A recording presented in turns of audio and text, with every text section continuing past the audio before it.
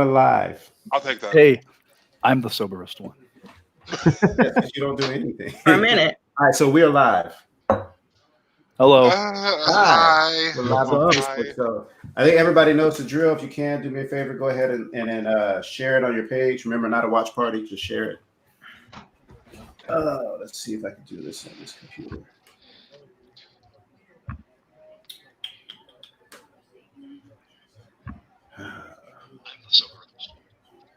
Oh, stop talking. There we go. Interesting. Let us share. Come cry Okay, it's shared. with me.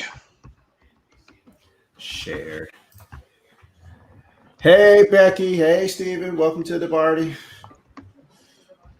Craig, I want you to know that my phone picked up your "Come Cry with Me" and started putting it into my post. My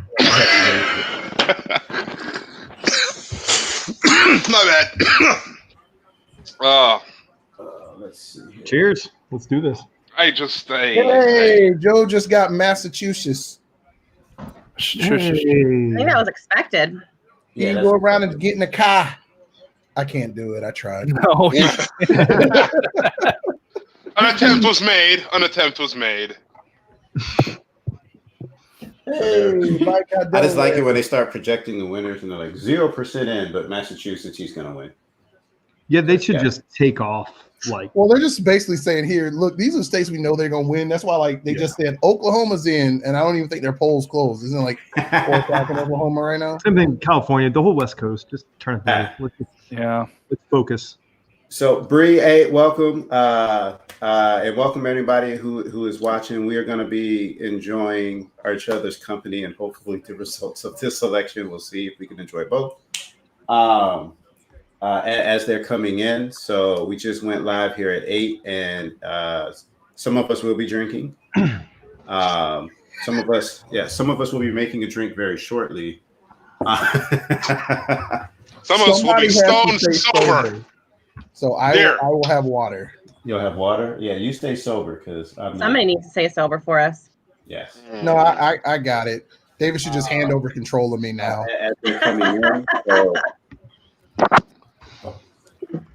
I'm going to run this thing like the first debate should have been run. You start getting out of line, I'm just going to boot you out real quick, let you get it out, and then I'll bring you back in when no one can hear you. Muted. Just a lot of muting. No, it's not going to be muted. I'm going to make you disappear. Oh, it's going to be like magic. Okay. Like David blaming you.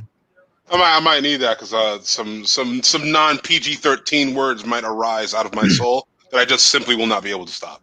Yeah, what's our profanity limit here tonight? I think right now everyone's saying non-PG words, and they've been saying them quite a bit. I think we're going to start PG-13, and then we'll see how the night goes. At some point, then we're going to be like, all right, everybody put your kids away. We're about to get real wild. We're going to say some wild nonsense. Real being real. Your kids. Some of y'all are making drinks right now. It is going to take a whole whopping 15 minutes before these words start flowing. Yeah. Go ahead, make sure you order the pizza. Go on and put on Paw Patrol because the adults are about to start cursing and crying. It's gonna get weird. What's amazing is that is almost exactly. How about the comment section? You can put whatever you want in the comment section. We will throw those up too. I can't control what happens in the comment section. Exactly. Oh, you shouldn't have told me that. Authenticity. Shouldn't have told me that. Bring it. No, Craig, that's not for you. That's for the. Well, I thought that's how we skirt around this. We don't swear on camera, but we swear in the comments. All right, so I see my friend Neil in there. Neil has one of the bolder maps I've seen. He's got Texas going blue, Georgia going blue, and Florida going blue. Listen, if Texas goes blue, I love that positivity. I'm gonna have to do something real drastic. Yeah, I think Texas will eventually. I think it's got the makeup of Virginia, where you got kind not of. Not if Joe Rogan has anything to say about it. He'll keep him red forever. Him and Alex Jones. Austin. Alex So Jones. You he's- mean the guy that just yells and screams about demons and random Gay stuff? frogs. Hey, hold on. Demons and gay frogs are definitely in for 2020. Okay. First of all, I did That's not on the- realize that's that on he the talked bingo about list. gay frogs. So wow, this is almost as good You know what? as when there was a certain pastor that tried to blow his breath on COVID-19 to make it go away, and you know what happened? It I spread blow farther. COVID away. Listen, Kenneth Copeland is a sack of salty. I can't say that. That's not, never mind. Never mind. Just forget what I was saying. Here we go. He's an old bag of ass. Hey, how you doing, Brad? What's up, Checking in Brad? from What's Virginia. up? Virginia What's up, checking Brad? in. Nice. What's up, Brad? Now, Brad. yeah, Brad, I Virginia's don't know who already, you are, but what's New York up, Times man? already has Virginia called done. Listen, Virginia has mountains, right? Yeah, Hide they in got them. Shenandoah. Yeah, you just get yourself your nice little your hideaway shooter cabin. Don't come down. I don't Don't know come what down. I'm Just stay messing up around there, with bro. North Carolina. I need to be up there.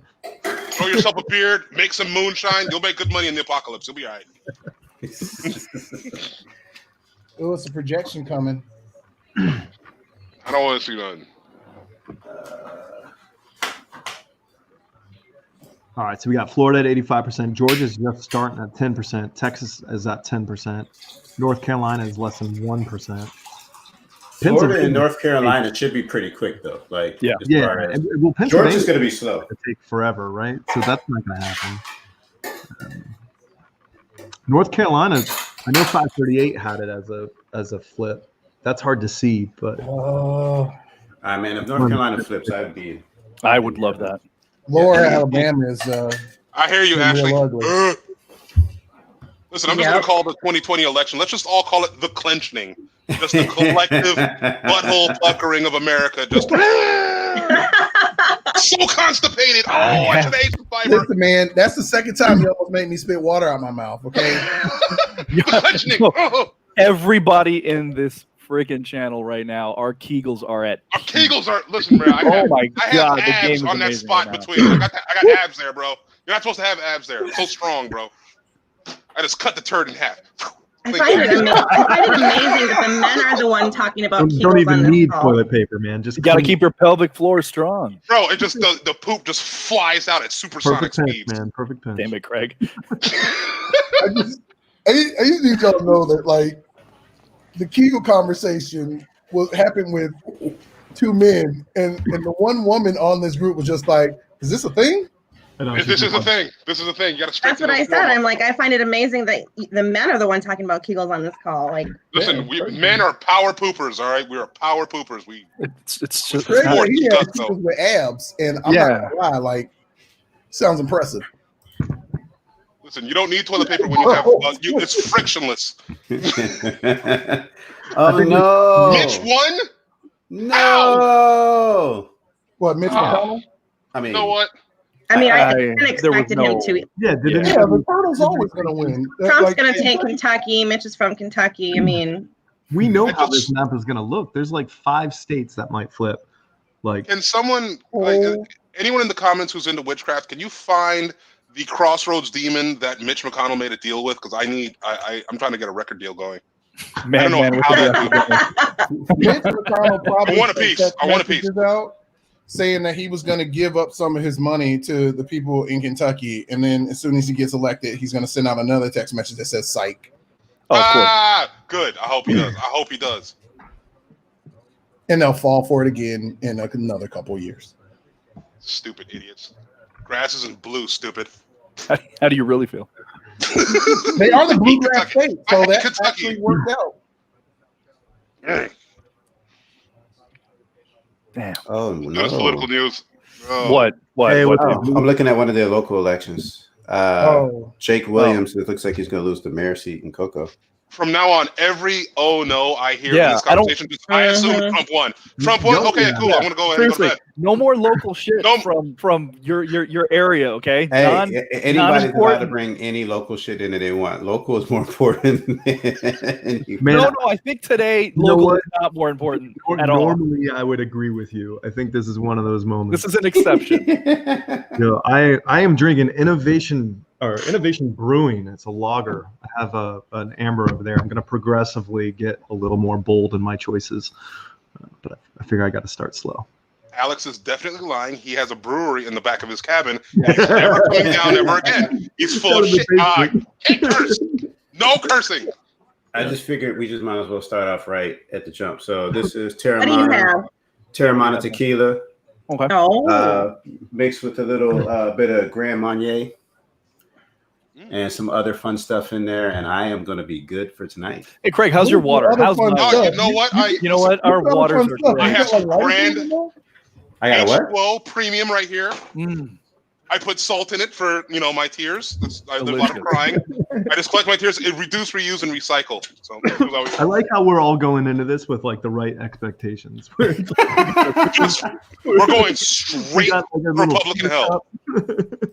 Listen, I'm just ready for them to elect Kenneth Copeland Secretary of State.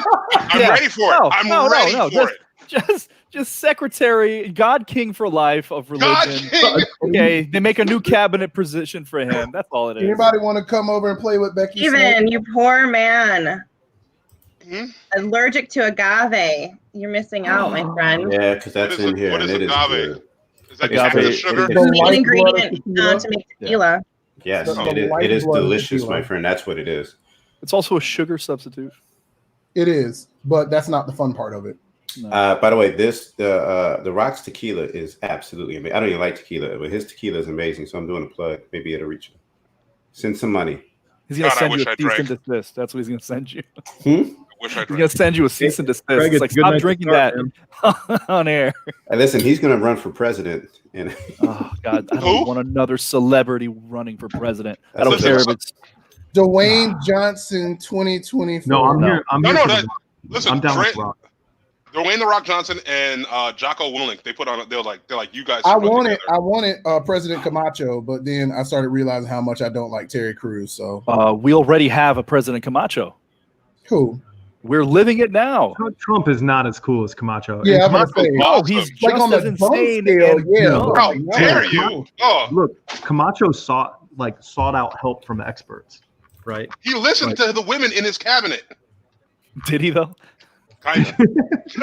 He didn't just run up to him and randomly just grab him by the.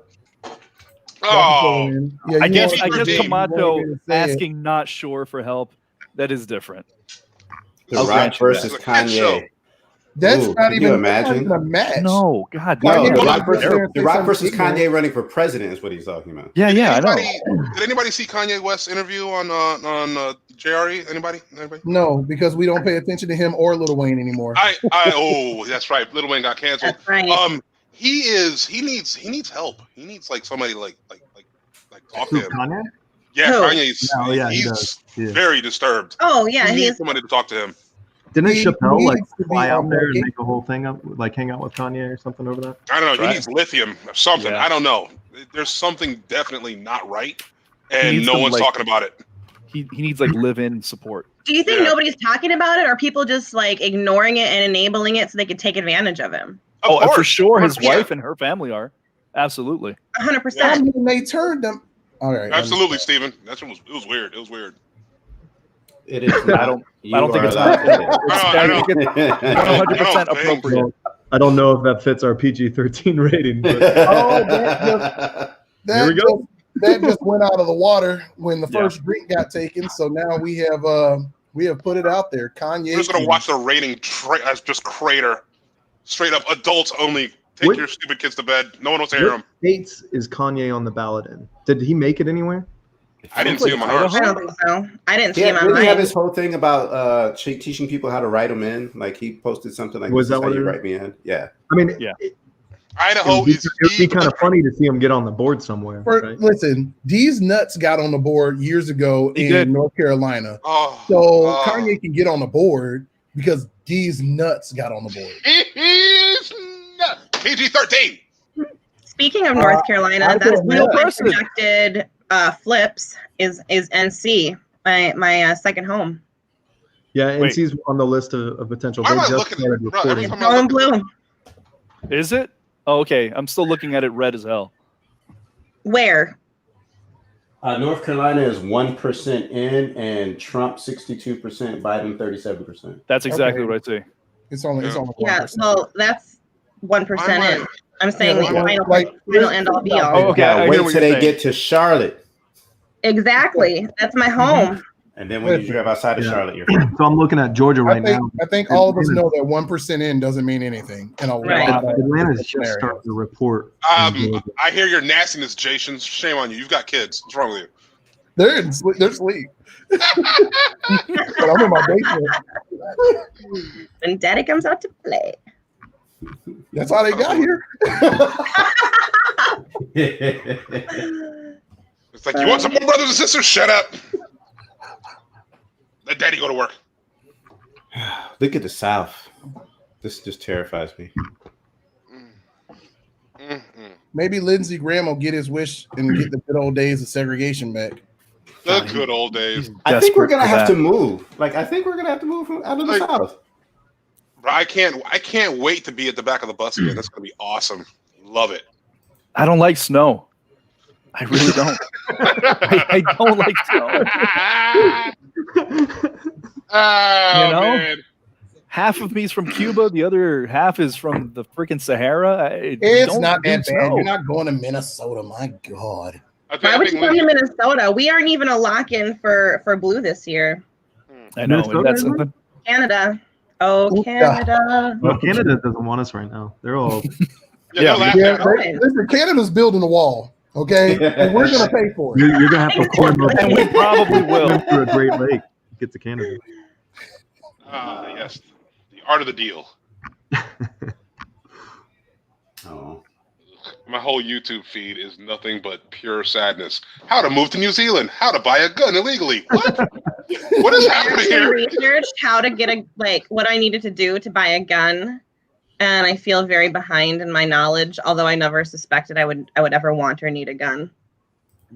I mean, It's kind of point So shoot. I got a question. Is Canada Not really. like the South Park movie, or is it really different from that? Because I feel like I It need is to know. much different from that. Okay, cool. Yeah, it's very different. And also the So Alberta no flapping heads. side, the Alberta side of Canada is pretty much like very Trumpy. Oh, that's awesome. Ashley, I'm pretty sure that everybody on here is pretty much on the same page. I don't think sorry, we have. Ashley.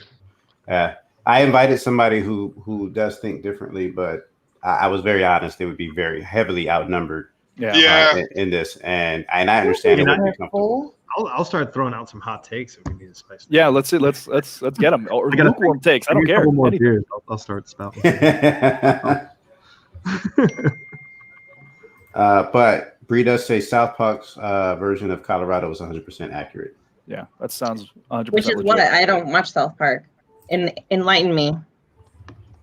Oh, insane, batshit, funny, I don't know. There's a couple different things in weed, there. a lot of Well, weed. Kanye West really liked fish sticks, and at the end of that episode, he showed his bestiality side. So there's that. Okay. Luke, yes, I agree with you. I wish this is how we could actually, like, if this was how the news was all the time. Shit, did you just see what happened? He actually took that shit. Like, can you We imagine just that? have a bunch of stuff that can't be on TV. I feel like this is probably the direction of things, though. Listen. I'm just trying to keep levity because what I don't want is the moment I stop laughing, it just becomes straight up tears, and that's no good for nobody. I know. It's like Nobody this wants to be a heavy, middle-aged black man. dark silence that just sucks your soul out of you. No one needs that right now. It's This messed is up more right of a now. therapy session than it is like. Yeah. We're If trying we to just keep make talking, we'll be okay. lemonade out of lemons. Miss Marshall, we're drinking. I don't think there's a game attached to it. But if you want to make one up and send it to us, I'm pretty Drink. sure this team is down. Damn. Oh, you know what? I'll make a drinking game for all the guys who are drinking. Just drink It every can't time you involve feel Eagles, existential Craig. dread. Yeah. Right. How about I've this? been playing that game Drink since about 3 every o'clock. single time you hear David say, "Oh no." Oh my God, you'll die. You're all gonna die. Don't do it. Don't do that. That's a bad game. That's gonna be a dangerous game to play. Don't play that game. I was Don't play just that about game. to say it because I looked at another one of my people's, man. I'm I told you, buddy, sad, stop man. saying that, man. Every time you So say, okay, "Oh no," question: How do we just throw away all of Kentucky? all Is there a way to do that? do we need what's Kentucky good for? Can we Basketball, And college Alabama. basketball. I also Kentucky Derby is supposed to be pretty Alabama can awesome. go as well. Listen, I lived in Alabama. You need college football for Alabama and college basketball for Kentucky and nothing else. That is true. I do like my Auburn. The very first time I was called the N-word was in Alabama, and I was 5. All of Alabama can go in the trash. All of it can just go. Alabama. Alabama. Did you know that Alabama has beaches and no one cares? For good reason. It's Alabama. You can go. You can go. I mean, their beach is a swamp. Can you imagine? Joe Biden is 54% in Miami-Dade versus 45% Trump. Oof. So that takes a lot of votes stuck in a post office somewhere to look like that. Yeah. Difference of 93,000. Did we talked about this pre-show? But go ahead and drop it so people can hear Megan. Yeah, drop that. I don't know how to do Trump got Tennessee.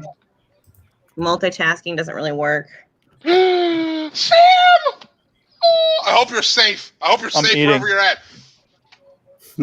Oh, by the way, I still need a good lawyer. Don't be going nowhere. I'm about to do some wickedness. I'm up to no good. You know what? I don't think chicken has come from Kentucky in a very long time. Yeah. And that's if that is the plant where they manufacture whatever that is that they call chicken. When the Colonel died, it all went to hell. No, hold on. They can put that plant anywhere in the country at this point. I think the only thing about Popeyes now. Seriously though, isn't Kentucky's only export unskilled labor and GEDs? Hey. I'm pretty sure they don't have there's nothing has anybody visited Kentucky for any other reason other than family? Oh wait, time out. North Carolina now has Biden 56%, Trump 42%. What's the report? What's the reporting? 45% in. Okay. Now you're getting somewhere when you're 45% in. I'm still seeing all this red on Ohio, 42% in. Biden 55%, Trump 43%. Okay. Well, our polls close at 7:30, so we'll see what happens in a good old state of Ohio. The minimum wage amendment in Florida is actually, I think, over 60%, which is what it needs. Good. Wow. I'm not going to look at this anymore. I'm not looking at this round anymore. of a golf Stress me out. The open primary one's a trail end. It's not at 60%, which is, I think. I'm not looking at that map anymore. The map is stressing me out. No. Did you want them to open up primaries? I do. I don't know if that particular like I get it, but I want to. I'm kind of blow it all up, kind of not. I'm sorry. Is Kellyanne Conway discussing keys to Trump's reelection? Oh please. What? Who? But she just can't talk about how to raise daughters. Hey. Jesus Christ. Damn. Oh, God. She's trying her worst. She's trying her absolute worst. They're projecting Trump to win West Virginia. Who is shocked to there? It's West Virginia. Yeah. That's another place, by the way, that doesn't need to exist. Wait, hold on. Isn't interracial marriage still illegal over there? World and hillbilly hot dogs, they're fine. Okay, you just need those 2 places from West Virginia. West Virginia, isn't that like the meth capital? I mean, they got problems. Yeah. Might as well be. Listen, I'm gonna explain it to you how someone from West Virginia explained it to me. Everyone grows up in West Virginia trying to leave West Virginia. Some do it through drugs, others do it from actually physically moving. But either way, they're just trying to get out of West Virginia. Yeah. The only good thing that ever came out of West Virginia was that John Denver song. That's it. No, Randy Moss. Virginia. Oh wait, was that it? I don't remember anymore. Okay, yeah, sure. Did you say Randy Moss, JD? Randy Moss. Yeah, Randy Moss. Yeah, hey, no. Like I said, I'll allow it. That's all right. Yeah, I'll allow it. Marshall, in general, Marshall's all right. Williams. Yeah, balling for a while. The movie. No, I got anything else? That's 2 things. That's Country Roads. Thank you, Bree. That's 2 things. Okay, and you have Tudor's Biscuit World, and then you also have hillbilly hot dogs. Billy. All right, what is a Billy? Or is that hillbilly? Hillbilly. Michigan is the meth capital of the U.S. Really? Really? How you doing? I'm 100% believe that. I'm an Ohio State fan. Hold on, I need to know what a hillbilly hot dog is because that sounds like it's a hot sex dog crime spot. of some sort. It's a hot dog spot in West Virginia that's quite delicious. That That's pretty much a shack. That's not worth keeping West Virginia for. We can move that. We can just take that. Are we going to get rid of Florida when y'all make y'all bad decisions? Yo, my brother Marcus just sent me a text and just says, your county sucks. That is all.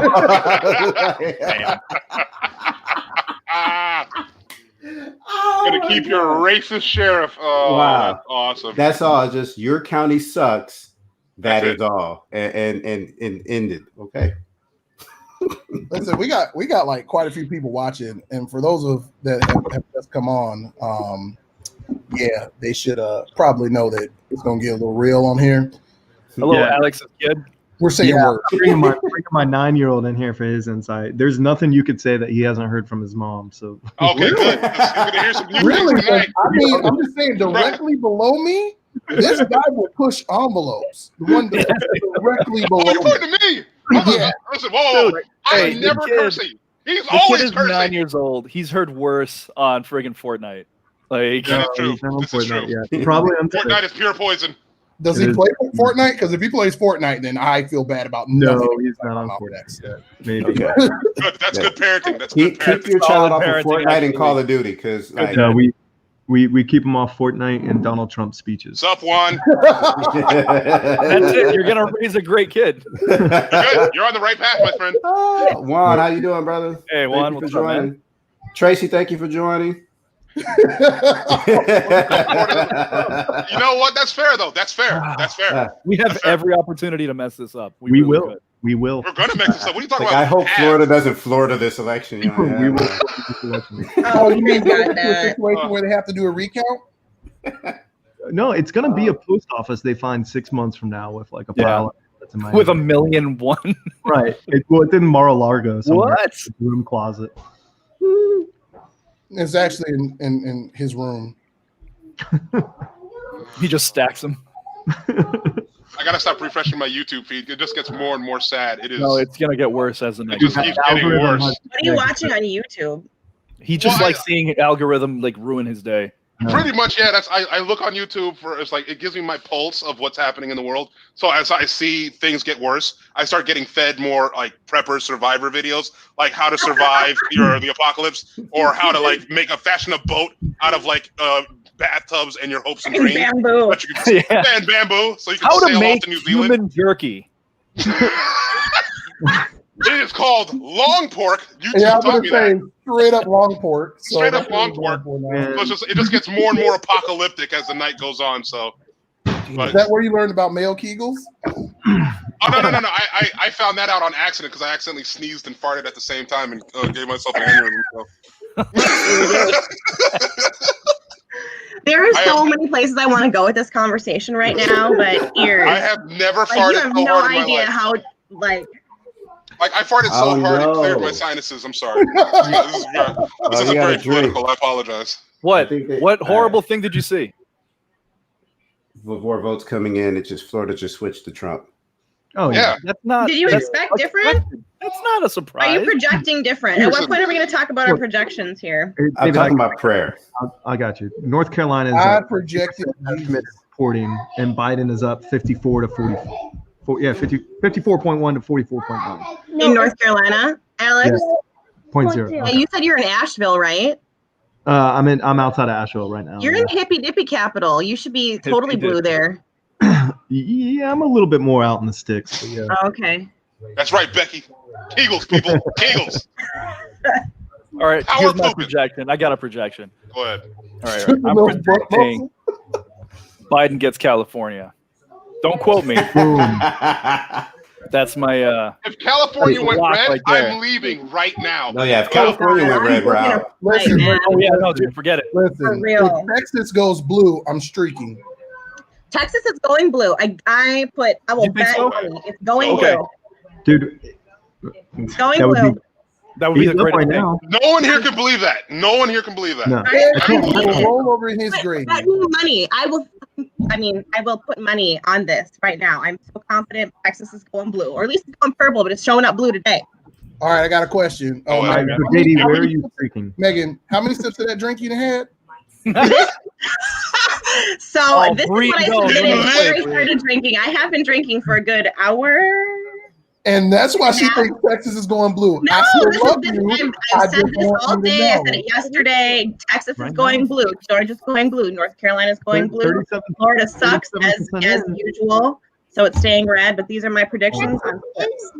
Oh, yeah, I think Arizona's gonna. I don't remember if I said Arizona's red, or I think Arizona's going blue, but by a very slim margin. Arizona? Yeah, Well, hold on. Where was Sheriff Joe Arpaio at? Was that Nevada or? That was Arizona. Was Arizona? Yeah. No, I don't believe him. I have no faith in them whatsoever. All right. I mean, they threw Arpaio out on his ass, so. They did, though. They did.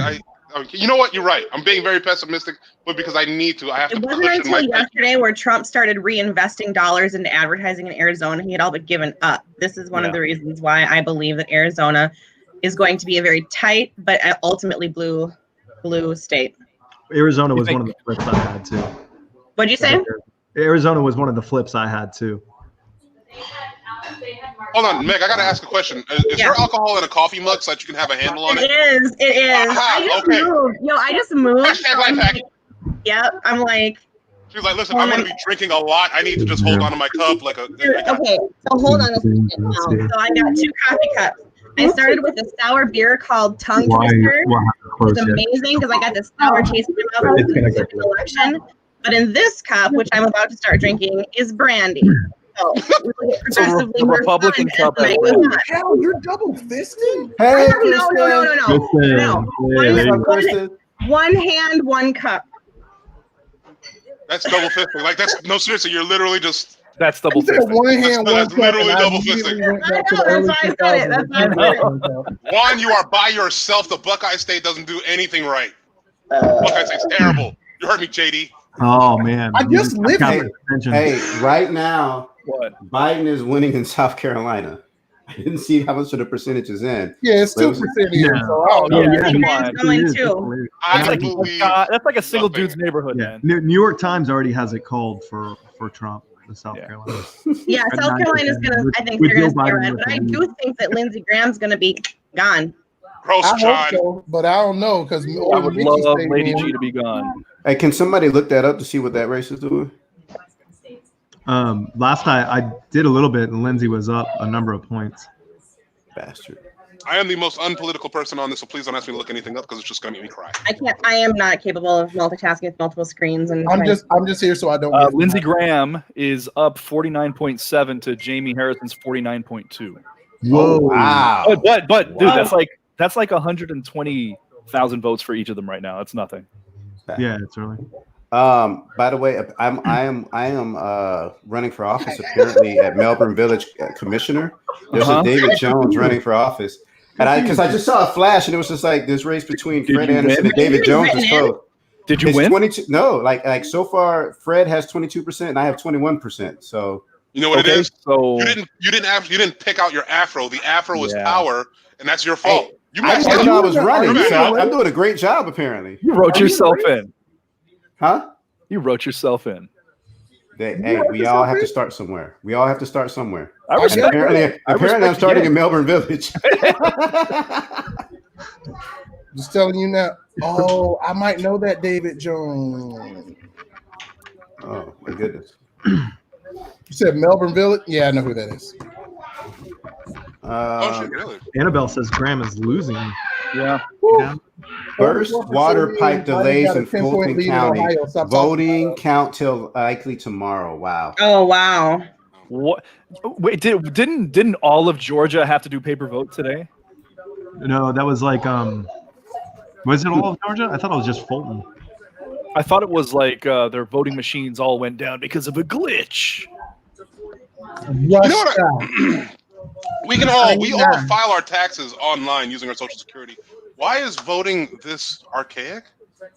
Oh, because they want money. They don't want your vote. because reasons is the answer. Because reasons. Okay, cool. Reasons. I love that singing voice. It soothes me. Go ahead, put that on a record. I'm gonna have that serenade. Don't worry, it's gonna happen more and more throughout the night.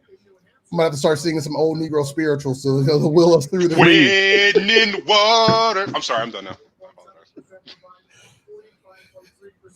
Listen, people, I am emotionally high-strung because it's my first time voting, and it might be my last, depending upon if the country just, bursts into flames. No. Okay, so Luke's asking a question. I can't put things up though. Florida's not if you're interested in Luke. Trump's up. I have New York Times. There's that Twitch thing I sent David. We could probably put that in the chat. Somebody did a Twitch of all the swing states, which is really cool. But I'm using New York Times right now just because I can like hover over stuff really easy. I just want y'all to know Florida's about to jack this up. Shit. I mean, let me look at the sadness. I think some of us had Florida on our map more for funsies than like more for funsies. You know, Yeah. I'm not. Like, I kind of. It's a place where you go to Disney. It's funsies, but it's also kind of effed up at the same time. No big deal. They can't count. We saw that a couple years ago. No, there's always going to be something random in Florida, and it breaks down to almost 50-50, right? Like, it's always close. Yeah. Oof, I don't like that. I don't like that 85-61 electoral right now. Wait, I see 51-42. I see 30-42. So they're all just calling random shit. Probably. I'm on the Times. I mean, really, like we can joke about all these different states, but Michigan just started reporting, and that's one of the ones that actually matters right now. Yes. Michigan is a huge deal. Michigan is worrying me. Pennsylvania 7% in, Biden's up 60% to 39. So Pennsylvania today had, because of delays in voting, had a significant amount of people walk away before placing their vote. This is important because many Democrats cast their ballot via absentee or mail-in. So of the reporting precincts, the majority of Democrats had already cast their ballot, meaning of the area that were reporting the walkouts happening, there is a significantly less amount of Democratic voters who are walking away. And while you don't want to lose an election that way or win an election that way, but fuck it, I'll take it. Yeah. Listen, I'm all about everybody having the representation available. Right. No, I want everybody to be represented. This is happening. But Trump did that to himself. Trump did that to himself. Texas is 30-something% reported, and Biden is up. Okay. Once it gets closer to 99, 48% reported, and it's got Biden up 50-48. Okay.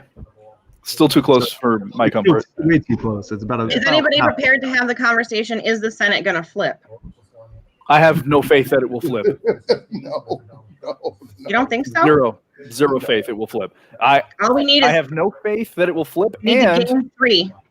Yeah, and that means that nothing will happen. Nothing will really improve too much over the next 2 years.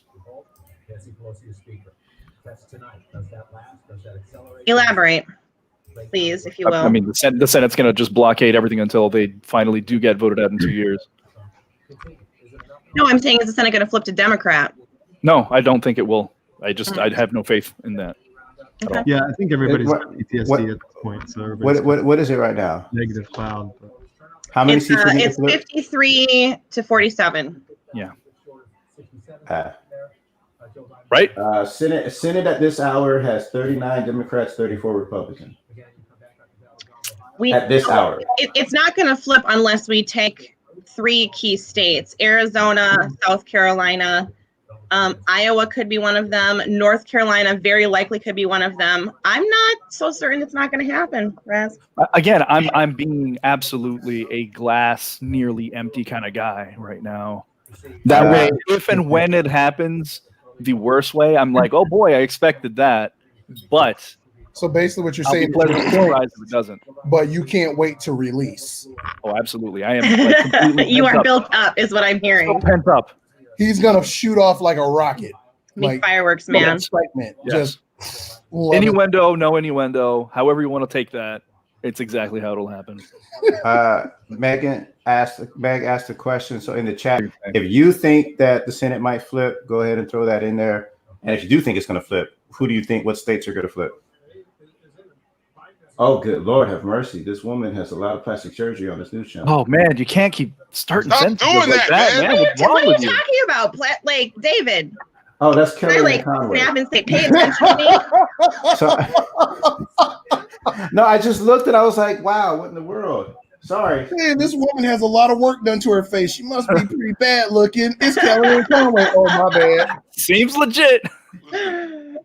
She patented the All right, Conway so I'm term. seeing Bree say she thinks Colorado, North Carolina, and either Arizona or Maine. Bree, is that is that respective to the Senate, my girl? Hey, David, Randy found one. Yeah, I know. Who? Here, my city, we're fucked, but you know. Redder and redder. I will say this though, that Randy Fine election was like a millionaire spending all his money running against a guy that had like really $0, and it was a close race. Like he spent an insane amount of money to get those votes, and he'll get all of it back. Don't worry. Yeah, Bree, I agree with you. It's politics. Bree, I hope you're right. Like, I do hope you're right, and I do think that those would be. I didn't have Maine in my bet, but yes. Oh yeah, Susan Collins has got to go. What is it, David? Just say it. Oh no, it's just looking. So Florida did right with minimum wage, and yeah, I don't know, man. As Alex, I'm still kind of torn on this open voting thing. Look, I get it. I just and Craig and I were talking about this earlier. I don't like the two-party system. I don't like that you have to pick a menu of things. No. And like I join this team and now all of a sudden I got to believe these things. And I think some sort of open primary or some sort of stacked voting or something. Ranked choice. Yeah, exactly. That kind of stuff breaks it up.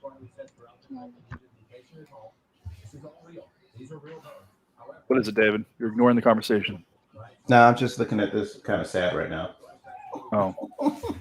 Okay, I gotta stop looking at this map. No, I had to. I'm looking at anime fight scenes. Have you watched Death Battle? No, what is that? Yeah, it's where they take like different anime and comic book characters, etc., and they put them against each other to see who would win in a death match. Okay. Spoiler alert: Wonder Woman beats She-Ra. I mean, yeah, that seems legit. And it was messed up because she like totally cut her head off, just like. Yeah, I mean. Like, oh yeah, no, it's Death Battle. It's Death Battle. Yeah, that's like saying to me, "Oh my God, Superman beat the Punisher." What? Superman is the worst hero of all time. I can't stand him. Why is he the worst hero of all time? Because they just keep retconning more powers. It's like, you know that kid that you used to play tag with when you were children? Craig, no, it's the other way around. The old powers are gone. Oh, he's got some new space martial arts or whatever. You're forgetting that in the 50s and 60s, the guy had like the ability to like read minds and make instant waffles with his eyeballs and shit. It's he's got a lot less powers, is all I'm saying. Steve, I agree with you. Is Steve asking for Celebrity Deathmatch back? Oh God, I remember that. Okay with that. You know what? You know what would make this so much better if we had claymation. I mean, oh, okay. So we should next time we do this, let's all be claymation. Is that what you're saying? I'm down for that. Because we don't have time for that. Oh, Superman sucks. But damn it, I can't get these angles right. I'm pointing at you, Roz. You have it. Here. Hey. Still the wrong way. There you go. Almost. And I haven't even drinking anything. Hey, LaQuinta Allen, how you doing? I'm glad you're on here with us, hanging out as we are watching what's happening in the election. I should put unadulterated madness, right now, basically. but I'm watching maps. Thank you, Becky. Yeah, it looks like Texas is pulled even, and Ohio right now at 50% is Biden in the lead. I haven't gone county by county, but that kind of JD, this is you, man. This is your win. If you pull it off. It's really easy. If you go into the actual cities, it's going to be blue. If you go in the farmland and where the cornfields are, it's going to be red. It'll be red. What was that? Well, yeah, I meant like I haven't looked at who's done reporting, right? Like if it's 100% of the city, I mean, they should all be done now. Like, yeah, sure. God, I can't believe Florida did this. I can't. I don't understand Florida this. Like in America, the votes of the few. That's the funny part. Huh? In America, the votes of the few outweigh the votes of many. You know. Here's what we all need to do. We all need to move to Montana, where our votes count for like 15 people. Yeah. And then we can just like leave. That's how that works. Yeah, but it's cold. Isn't it like cold there? Bro, we got lotion. We gonna be all right. I don't think they believe in lotion there. No, we have to import that. We got to import the cocoa butter, and then we just slide out. We be all right. All right. Hey, Ohio doesn't look that crazy right now. I mean, all the cities are at 50% reporting. Are they? Okay, I see that. I mean, I don't want to get anybody's hopes up or anything. I don't think any of us are expecting Ohio. Listen, it might be a lot of closet Biden voters because all I see is Trump signs, and a lot of parades. So a lot. It's boat parades for us. It's some sort of truck parade. Like what was it last weekend? They decided, you know what, 270 outer belt. Let's do a parade in the middle lane in both directions for 2 fucking whole hours. Listen, bro, we're gonna be all right. Becky, I appreciate you wanting to give up some lotion for us. Oh man, that's very sweet. It's very nice, bro. I see you. I appreciate that, homie. Wait, what? Marjorie Taylor Greene got elected? Oh, it's a projection. Oh, are you serious? No, I'll never run. Wait, who got elected?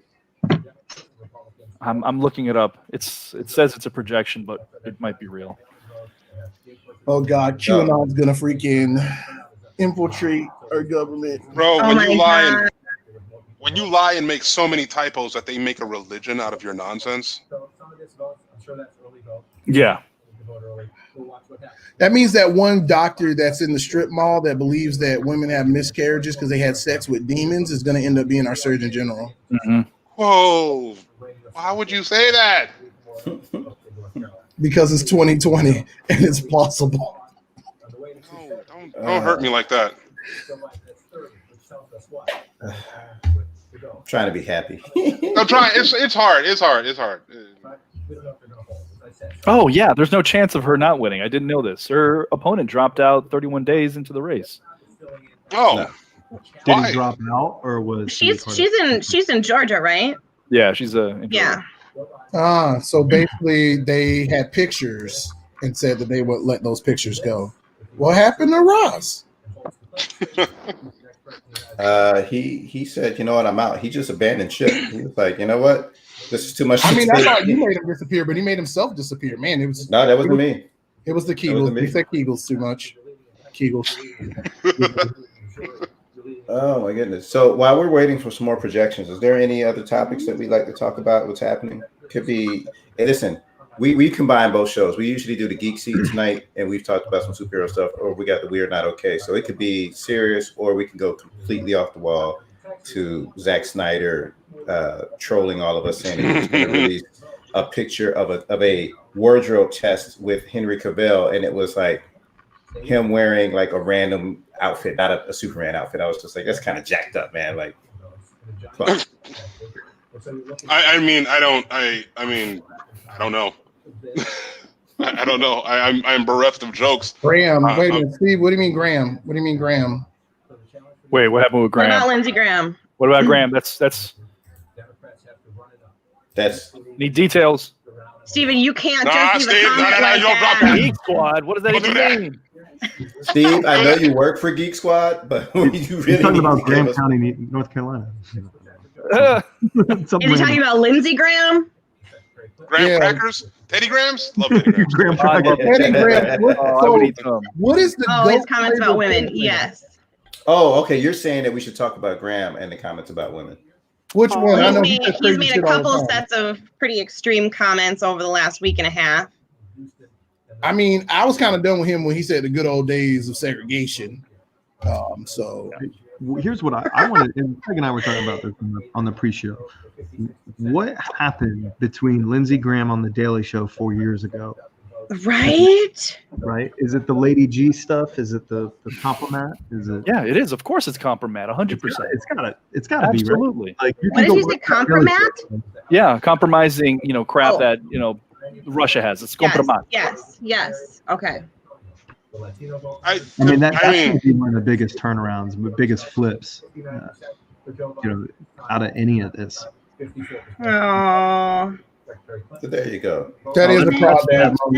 That's lovely. Maybe we should just have a sing-along, and then we can do like Hamilton, how the cast of Hamilton all got on to sing. Okay. All right. That's all we're gonna sing. You'll be back. You'll be back. Okay. I was jamming. I didn't know that song. Yeah, you gotta go get the outfit. Come back. My brother just texted me and he said, "You want to know what the ultimate poetic justice would be if Trump wins the popular vote but loses the electoral college?" That is. It would finally make a change. Chef's They kiss right there. would finally change the system, which that's what it would take. Right. I would slather myself. That's my favorite comment of the night so far. Oh, that'd be beautiful. Give anything for that. All right, North Carolina, just keep doing what you're doing. Yeah, Biden continues to be up in North Carolina and in Texas, both in the 60% of reporting. I mean, it's Ohio going to go blue. Am I literally going to have to streak? Because I said it, so I got to do it. You will. I mean, listen. We both said that on camera. What'd you say? That if Texas goes blue, we're streaking. Look, I think at that point we definitely lose the PG-13 rating, but I'm here for it. I think you know what? I mean, so the deal is if Texas goes blue, this whole panel's got to go streaking. I don't know if it's the whole panel. I mean, listen, this is the only thing that I'm going to say, and I just want to set the expectation now. It is 48 degrees where I'm at. Yeah, it is. It was 79 in Minnesota today. Don't try to bat it. I'm going to get naked, but just know it's cold. It's cold. Exactly. It's cold. He's setting up a shrinkage conversation. He's like, listen, this thing called shrinkage. I need you to know. Don't judge me today. Bree said she's willing to watch streaking live. So here it is. This will be the first ever streaking party live stream because of an election. We'd make history. Then what you have to see is how many of us are going to get arrested. Yeah, no. What we do is arrested, but will we ever have "We Are Not Okay" again? Probably not. Probably not. That'll be the end of that. Nothing says we're not okay like multiple streakings. Right. We are indeed not okay because we're running down the street. We've lost our minds. To hell with the consequences. Enjoy our nudity. You know, I honestly would love nothing more than to go streaking. I'm back in my hometown right now, and last night there was a Trump parade around 7:30, 8 o'clock of lines and lines of cars honking their horns. And I didn't even look outside. My mom asked, "What is that noise?" And I'm like, "I guarantee you it's a Trump parade." Sure as shit, that's what it was. I would love nothing more than while they are doing that to streak around them naked, flicking them off and throwing shit at them. That would be like half of them would have aneurysms. I don't believe it, Bree. Sorry, I can't. Hey. I believe nothing. Hey. All we have to do is say we're streaking because we're upset that Trump is losing, and they'd be like, "We understand." Yeah, true. Ooh, that's smart. Thank you. Honestly, yeah. I'll say it here, live stream. My gift to America. Right, Stephen. Okay. Is just my nudity for every state that goes blue. Just another hour of it. Jason, you want to join me? Say that again. He's willing to give his. Go ahead, David. For every state that flips blue, he's willing to sit an hour naked on screen as a gift for America. But he wants you to join him. Listen, we're going to create a different right here. So all you're getting is these shoulders. Just the shoulders. All right. I got a wide angle lens in here somewhere. So right here. So arms and pecs, and that's it. Yeah, guys, totally naked right now. Hey, Alex. Fully committing. All nudity. Oh man, I hope Bree is right. I like that sentence. Texas is flipping. Not to throw cold water on. Texas is flipping houses. Hold on. Reed Epstein on New York Times seems a little more cynical about Texas. He's kind of with us. He thinks he needs to be outperforming 2016 a little bit more than what he's doing. He's beating Clinton and Houston and Dallas, but not so much in the rest of the state. Damn. Yeah, I didn't ruin the party, guys. I'm sorry. Just cautious, cautious. Yeah. How many electoral votes is Texas? shit ton. 6. Hold up, I can tell you right now. 6. No, come on, it's like what's it like 9? It's 20. I made that up. I'm gonna say 26, and that's a straight up guess. Let me All see if right, I Florida Hold on. today. Let's Oh, Andre Becky has a question. 38. I was off by 2. 38. I was The hell with wrong. all of So you. I was I got incredibly 39. low. What up, Jason Baker? That's my Thank you, uncle. Andre. What's up, Jason Baker? Serious questions. If this election doesn't go as we hope, how do we talk to our children and young people to encourage them, especially those who will be eligible to vote in 2024 election? How do we support them and teach them when we know if Trump wins, the violence will only become worse? I Well, will leave that to the parents. I think the biggest thing that we have to spend time teaching them is not just voting, but making sure that we make our voices heard enough where we actually get 2 viable candidates and not this shit show that we have right now. Because there won't be a Trump in 2024 if he wins, because he'll be out, which is going to suck for us for 4 years, but he won't have an opportunity. So I think we have to stop this crazy cycle of getting these BS candidates in front of us that we have to do this dog and pony show on who we're picking. Question. How do you ensure that if he wins, or even if he doesn't win, that in another 4 years, we don't have another populist demagogue as like the Republican, leader? I think we're 8 years behind that, actually, if I can be honest and speak for a second. So as I think about, going back to the beginning, when we went live, our local elections are more important than our national elections. And I think everybody on this panel would probably agree with that. But the reason I think we're at least 8 years before we actually have potential meaningful change in our current state of election process and two-party system is because if we start teaching those children who are 16, 14 years old now, the importance of understanding and truly researching who they're going to vote for, we're going to see more progressive candidates enter into this system. Right now, we're hearing everybody say things like, you can't write in a vote, you can't vote third party. These are realities that need to come to light and happen in order for this two-party system to break down. Yet we're not actively working to educate our children well enough, because really, as we have these, I don't know what the percentages are, but the amount of Gen Z entering in the legal voting age in the upcoming 8 years is crazy. And so if we're not working to educate them now and help them understand how to properly research their candidates and encourage people to actually run in local elections to get into those state and national elections, we're not going to see anything change. And I think it starts grassroots at home. That's my opinion. I think that's right. I think ultimately, the issue with Trump and everybody's got policy differences and all that kind of stuff. But if you look at Biden's coalition, if you look at how wide it is, right? He's got ex-Republicans, he's got progressives, he's got centrists, he's got all these people. And the biggest issue that people have against Trump isn't just policy, it's temperament, it's decorum.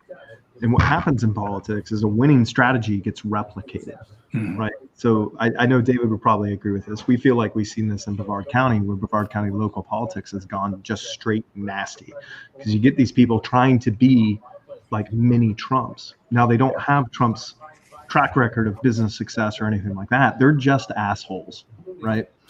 And the problem... Language.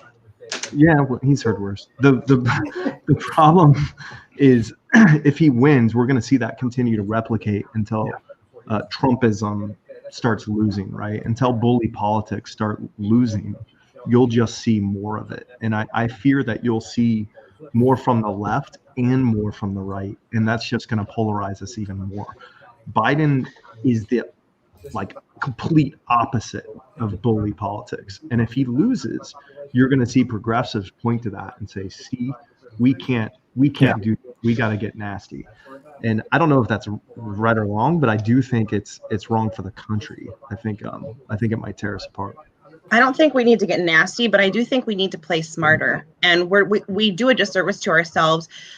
One example, defund the police. The effing stupidest marketing campaign I've ever heard. Yeah. That has been attacked by the right so hard, and they have made believers that we want to truly, and I'm not necessarily entirely opposed to abolishing the police if we have a proper plan in place on how we're going to execute that. But the intention of defunding the police is not to abolish the police. That's not what we're talking about when we talk about defunding. And even Biden's distanced himself from the word defunding, yet if you listen to everything he's talking about in his politics, he's talking about defunding the police and allocating funds appropriately, right? Correct. We get in our own way as Democrats, as liberals, as progressives, because we're not thinking smart, and we're working harder than we need to about how we're approaching these topics. And I don't think we need to get nasty, but I do think we need to, toughen up, whatever you want to say, and also play smarter, play more strategically, and actually think through what we're doing. I think our branding sucks. Yep. Yeah. Well, desperately. And go ahead. But there's this, the way politics work as far as being qualified to do the job versus being qualified to get the job are two different things. And so when people are running for an office, they have to be able to convince people to not vote for the other person instead of vote for me. And that's how it feels like the Republican Party side plays. And then on the Democratic side, you see it like, no, we're going to win the right way, but they don't win. So it's sad because party politics now at this point, and I think Alex said this before, it isn't even really necessarily like I roll with these folks because these are the issues that are important to me. It's more so like, this is my gang and these are my gang leaders, and if I say something bad against them, I'm gonna get ostracized. Like I gotta roll with these folks, and then you roll with your gang, and then we'll meet at the polls. But and if you're an independent, I don't know. That's the part I think to me it is interesting is if you're already in one of the gangs, that's one thing. There are gangs. That's what I look at it.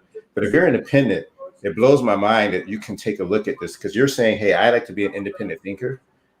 I just don't understand how people can vote for Trump if you're actually stating that you're an independent thinker. Because it just doesn't make any sense. If you're already an evangelical Christian, I'm assuming you're Republican. I mean, that might just difference between independent and critical thinker, though, David, and they are not one and the same. And I think we'd like to assume that independent thinker equates to critical thinker, but that is not the case. No. I do want to bring up one thing that Ashley says here, though, and I think that's something that we'd all really agree with. She's fairly conservative and she's truly very moderate, but she didn't vote for Fine or Ivy. But we have to start voting for affiliations and or for values, not party lines, not party affiliations. And it is again another way where we're going to start seeing third-party candidates actually be viable candidates to take Senate seats, state Senate seats, state House seats, and ultimately the presidency.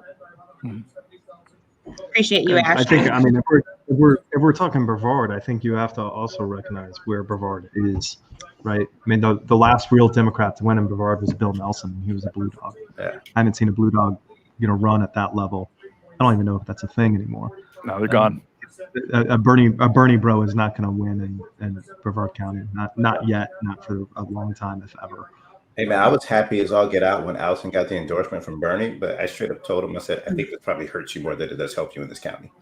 Like, it's like, and that's a sad statement, but it's just, it is what it is.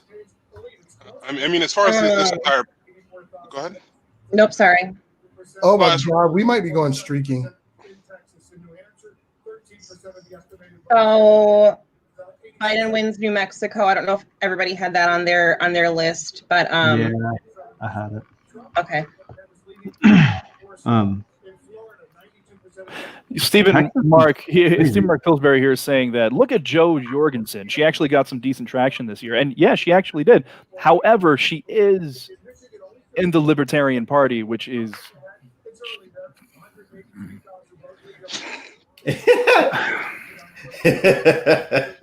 I feel it.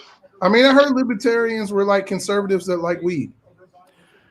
That's reductive, that's I mean, it's hard to argue. It's all about like personal responsibility and no, they don't work. They don't work in a society that has a social safety net for anybody, because one of the core tenets of libertarianism is, hey, pull yourself up by your own bootstraps.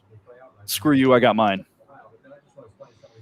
So I mean, it's nice that a third party candidate got some kind of traction, but that's the wrong kind of third party that works for a country this big.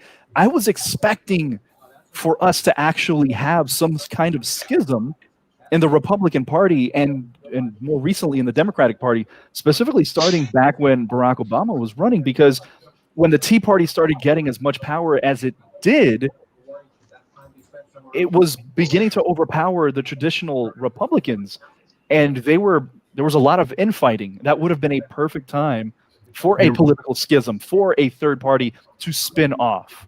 Raza, and now I agree with you 100%. I think we're overdue for a party realignment. I think if you look at history, you were having them every 60 years or so. We don't now. I think we might be in the midst of one. That's the other thing, is usually it doesn't happen quickly. I think a lot will probably happen on this election, but I can't imagine center-right people hanging around in a Trumpism-dominated GOP. I mean, the issues of so many actual policy are just gone. Like, you can't claim to be, half of the things that the GOP has claimed to be under 8 years of Donald Trump. And what will be interesting to see is if Democrats build a new coalition with that. So if you have white working class voters going to Donald Trump, that's a huge takeaway from the Democrat Party. And the Democratic Party has to pick up other voters to replace them. They have to take the disenfranchised Republicans. And I don't know if the left is up for that. I don't know if they're up for Lincoln Republicans being a permanent part of the coalition. But the reality is, until there's a third party that represents, I don't know, let's call it the 70 or 80% who are center left and center right. We're going to end up in this really tense, weird situation. Well, I mean, I'm the most I guess politically young among this group. This was actually my first time voting in any election ever, because I never cared, because I just stayed in I was like, oh, the responsible, the others, the responsible adults who pay taxes and iron their clothes properly, like, they'll vote properly, and I'll just keep playing, Xbox and, living my bachelor life. But over the course of these past 4 years, I saw a darkness in my country that I had only seen in history books, and I got to experience it personally. And then it became very, very weird and became very, very strange. I mean, I see what the Democratic Party does, but I've seen what Trump appeals to, and he appeals to the emotions. So we can talk the technicalities all we want, but he speaks directly to the feelings of these people who feel like they've been rejected by society because they can't say the N-word anymore. They want to go back to the 50s. They want to go back to one guy, the good old days. And it's just, and he appealed to that emotion deep down inside. For me, like, this election is extremely important. It's the reason why I voted for the first time ever. But when this election is over, let's say, hoping beyond hope that Trump is gone, we still have to live with the people who put him in power. The power structure that put him in place is still going to exist, and we have to learn to live with them. And a lot of them, it's just yelling from both sides. I personally, I don't understand why anyone would ever vote for Trump, seeing his evil. It bothers me, and it makes me want to think that the people who vote for Trump are evil. But Alex made an excellent point before we started. It's the reason why I told you that we shouldn't talk about this crap before the podcast. I told you. I ruined it. You ruined it. It's your fault, man. It's that it's we have to figure out how to move forward from this point. And I'm not quite sure how to do that, but looking at them and seeing that they have just been belt fed absolute bullshit for years. They've been gaslighted into believing that, Joe Biden is like, I'm still getting Facebook ads telling me that Joe Biden is a communist. When and where? Who said that? Like, that's not a part of the plan at all. But they believe it, and they believe it fervently. Like, we don't believe in his socialist policies. But it's like, do you know anything about socialism at all? Has he ever said that? He denounced it on stage, if I remember right. So what is it that you're talking about? Socialism is a fear word that they throw out there because it's just people. Every time you hear that word, it's supposed to strike fear in your hearts, which is weird because I don't understand why. I still don't understand why it does, because we do have like socialistic programs that we all like enjoy and use. So it's kind of weird. Joseph McCarthy was more successful than anybody will ever give him credit for. No, seriously. We are still living in the shadow of McCarthyism. It's unbelievable, and it's just it's when Alex put it like that for me, it made me. I was able to stop thinking in my head that these people are evil. They are just extremely misled. But then at that point, how do you reach in past their their gatekeeping? How do you get past all the firewall? I'll try to sort of recapture the point that I made earlier. I recently read a book. I don't know if it's popular or not, but called "They Thought They Were Free," and it was contemporary interviews with people in Germany in 1954, and these are small town people who were party members of the Nazi Party, but they weren't like politically active. They were like, I'm a fireman and I want to get little people. I just have to the little people. Exactly right. Yeah. And what kind of stuck out is that like it's so easy to be like, oh, Brad Pitt kills all the Nazis because he's supposed to. But in that world, there's just a random person just trying to get by and who didn't have access to information in a small town. We're talking about the 1940s, right? Yeah. And when you think about now, those of us who grew up in the South, especially, me as a white dude in the South, growing up beachside, you have access to this world and it's kind of what you see and it's the information that you see. And what's happening with media is everybody has their prescribed choice, right? So you listen to Fox News or you listen to MSNBC or whatever it is, and you're in this echo chamber. Roz, you and I talked about that with Facebook. You get stuck in that echo chamber. And if people don't have a varied news diet, I think we've seen what some of this stuff can do. We know from the Mueller report that this was weaponized, propaganda. I mean, that was actually taking place from foreign governments. And when you look at what happened to the boomer generation getting caught up in Fox News, we can probably all think of perfectly nice people that, like, you say the wrong thing and they're going to start cursing and yelling about communists and all this nonsense, out of nowhere. And that doesn't justify it, right? None of that is an excuse. But you have to look at it with the sober reality of what it is if you want to try to solve for it, because we do have to live together, we do have to figure it out, and we do have to answer questions around social media, around 24-hour cable news, around these echo chambers that we put ourselves in. I mean, even in David, I know you tried, you would have probably loved to have somebody rooting for Trump on this show, but like, how do you realistically put that off? There's probably a million of these that are all a bunch of Trumpsters who have no idea, how we see it or how we parse it, because everybody's living in their own little camp, and that's not sustainable. I mean, it's just not. It really isn't. Balkanization is what it is. I'm listening to the propaganda that they sell them, and it's just, and you hear it, and it's just like no rational person can believe this.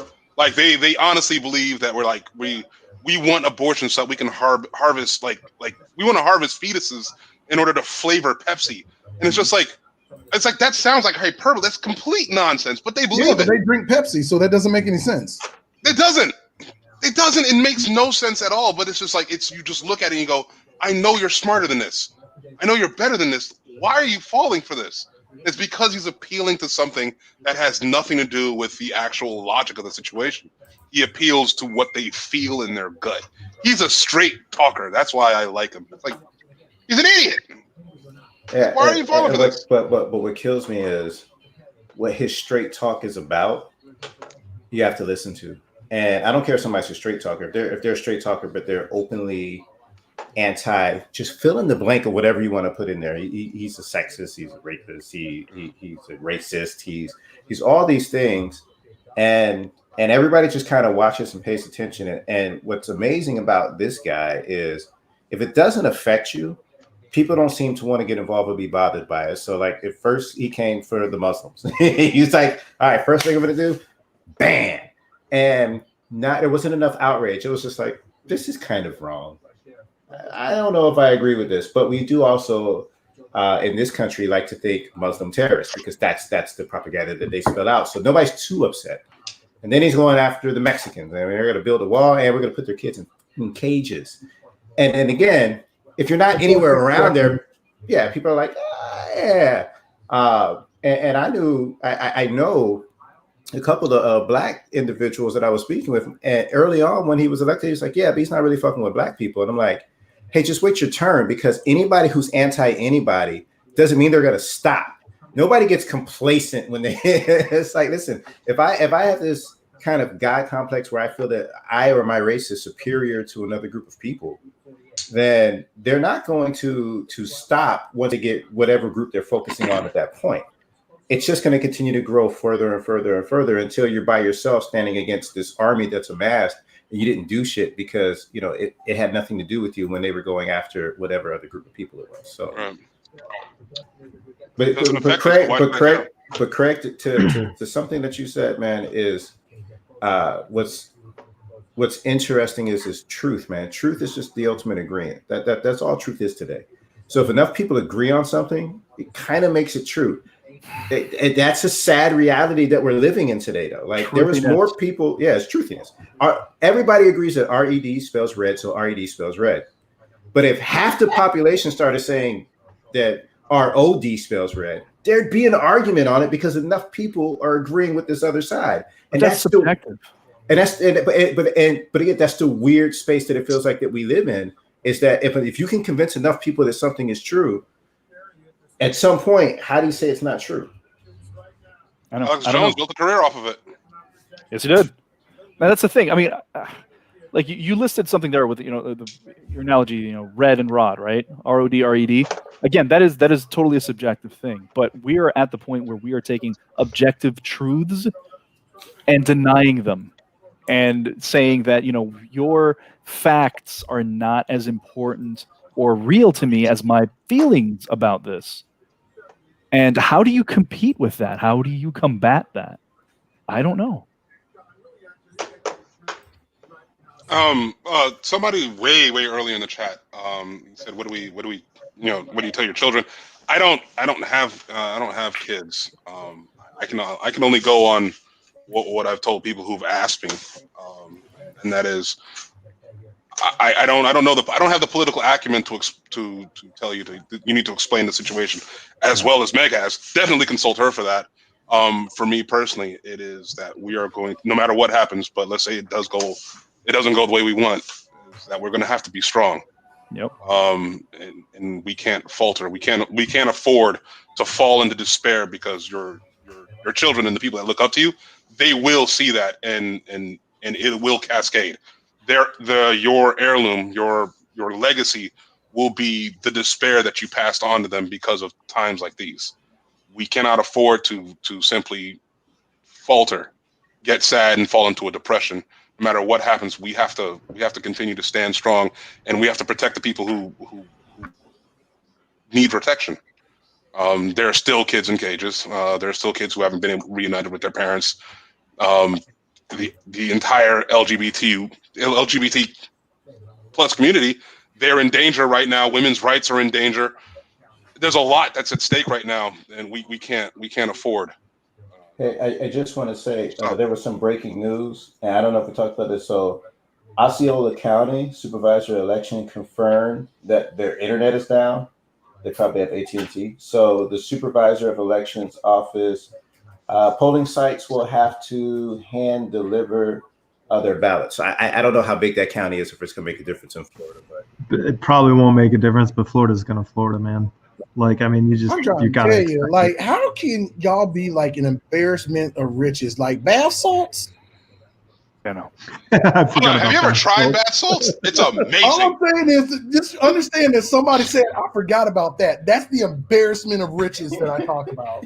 Everybody looks like steak when you're on bath salts. I'm kidding. I have no idea. God. I got to tell you, Florida is like the Trump University of States. Like, they just dupe people into going there, and who knows what the hell's going to happen once you pay the money. Roz got me on this site called FARC many years ago. Oh my God. And I know, dude, man. That's like, what is this, 1998? Yeah, what year is this, dude? I haven't talked about that website since like 2001. No, I didn't. Is Drew still alive? Like, I don't think Drew is alive anymore. It's still up, because I checked the other day, because I was just like, man, whatever happened to FARC? And I was like, oh my God, it's still there. And so, and I just thought it was hilarious because it's like a news thing where you get like funny ways of getting your news. So all these articles are put on there as like a funny slogan, and you click on it, and they have categories like asinine, really cool, science. But there's only one state that has its own category. Like one state in this entire country has its own category, and of course, it's effing Florida. It's like that's how much crazy shit happens in Florida. It gets its own category for news. Oh, Florida. Yo, Texas is tied on New York Times at 66%. No, I'm looking at that right now. There's a whole lot of rural areas that haven't started reporting. I'm gonna have to end up stretching. Rural areas don't help us in this. No, by the way, South Carolina played with us for a little bit, and then they got serious. Yeah, of course. Yeah. North Carolina's holding though. I mean, it's starting to tighten a little bit, but I mean, you'll see some blue on the map, but then as the horse-drawn carriages full of ballots from rural counties start to come in, then you'll see them start to go over to the red. That's how that works. How's the electoral count looking right now? 119 to 80-51 Biden. What? Wait, what? 80-51 Biden. Where are you seeing that? 119.93 is what I'm seeing right now. I'm looking at CNN. 119 Biden. That's man, that's so close. I don't like that. What? The number too close. Oh yeah, no, I know. And as I continue to look at some of these, like, so they're giving Michigan to Trump. They're forecasting Michigan, even though they're only 17%.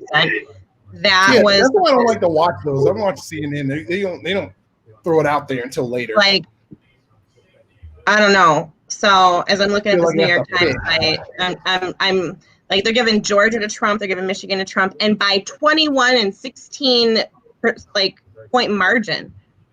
So if Michigan, I mean Georgia's expected, right? But if Michigan goes, if Michigan goes, that's a problem. You got to pick up Ohio to make up for it, right? Ohio has a 4-point margin for Biden. Right now, I mean Ohio would actually be better than Michigan. I think most people expected Ohio's better than Michigan in a lot of things. Well, yeah, I know, but electorally, I don't disagree. But I mean, if we gotta pick one, and then you need Wisconsin to do what Wisconsin's going to do. You need Minnesota to do what it's going to do, and then you need to gain a flip. You need North Carolina. Well, you got to hope Wisconsin has a COVID line for voting because Wisconsin is projected to go to Biden. Yeah, I would hope. Living in Minnesota, and just hearing some of the political commentary, we are historically a blue state. Yeah.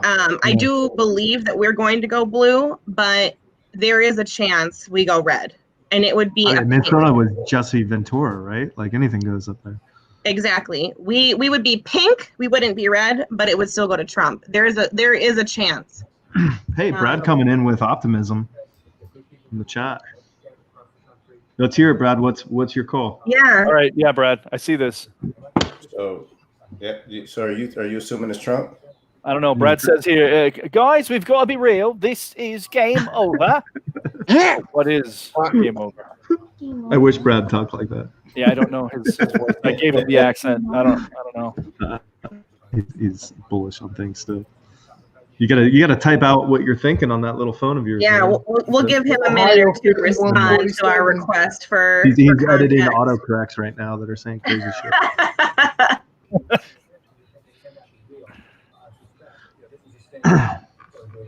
Yeah, I don't see any other surprises on here. There's Michigan and North Carolina.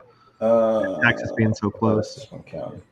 Texas is going to pull away for Trump, I think. What are the popular vote numbers, Andrea? Texas is real close right now. Oof. Goddamn. Oh, I thought you were being positive, Brad. Get the hell out of our chat. What is he doing? Nice. Guess I got to drink more. Yeah, Andrea, what are the popular vote numbers that you're seeing? I'm keeping that as Brad's accent from now on. That's it. Can you just speak that way the rest of the night? I just want me to speak like this. Popular. All right, what are you talking about? I can't do it. Right now, they have Biden winning the Electoral College 119 and 92 is what I'm looking at, but the popular vote, Trump is winning the popular vote. Yeah, it hasn't gotten left coast.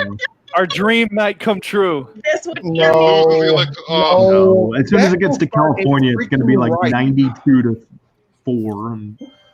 The popular I just do not want to go to sleep tonight and wake up with President Trump. I don't. That's what happened to me in 2016. I know. I woke up about 2 a.m. and I started bawling. Oh no, Becky's grand. Have you been talking with my voice, young man?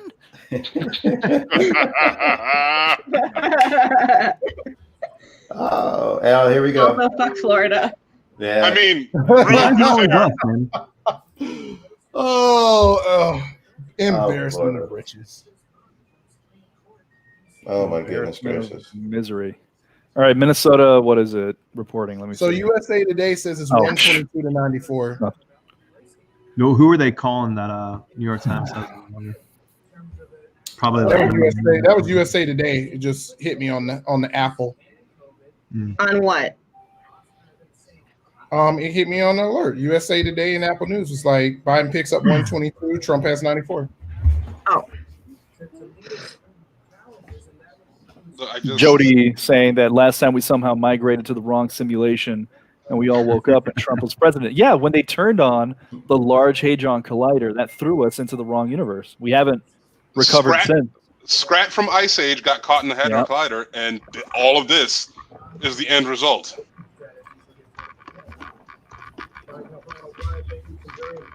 Polls are starting to close in Arizona, so in about an hour we're going to start seeing results there. Yeah, Arizona is another key one to watch. Yeah. Drink. Speaking of, I'll be back. Are you going to get yourself a refill? I'm getting a refill. Hold on, was it the bourbon cup or is it? Wait, hold on. Is that the beer cup or is that the bourbon cup? It's the brandy cup. It's the brandy cup. Okay, cool. There it is. There it is. I'm gonna sit here and look at sadness. I mean, I might go upstairs and make myself a drink. Oh God. I might go watch a movie. Just engage. Why are you watching the movie? We are the movie. Oh God. Brad, don't do that, man. Don't get kicked out of our chat. What did Brad say? Brad out here trolling, Brad. Brad out here trolling. Why you trolling, Brad? Brad. Brad's over there wearing his like Reagan Bush 84 shirt. Yeah, no, Brad. California goes red. Brad over here trying to play Cards Against Humanity and pull 1,000 votes straight to the nipples. That's what this country's become, a horrible game of Cards Against Humanity. It's sad. I don't. Wow. And there goes out. We just lost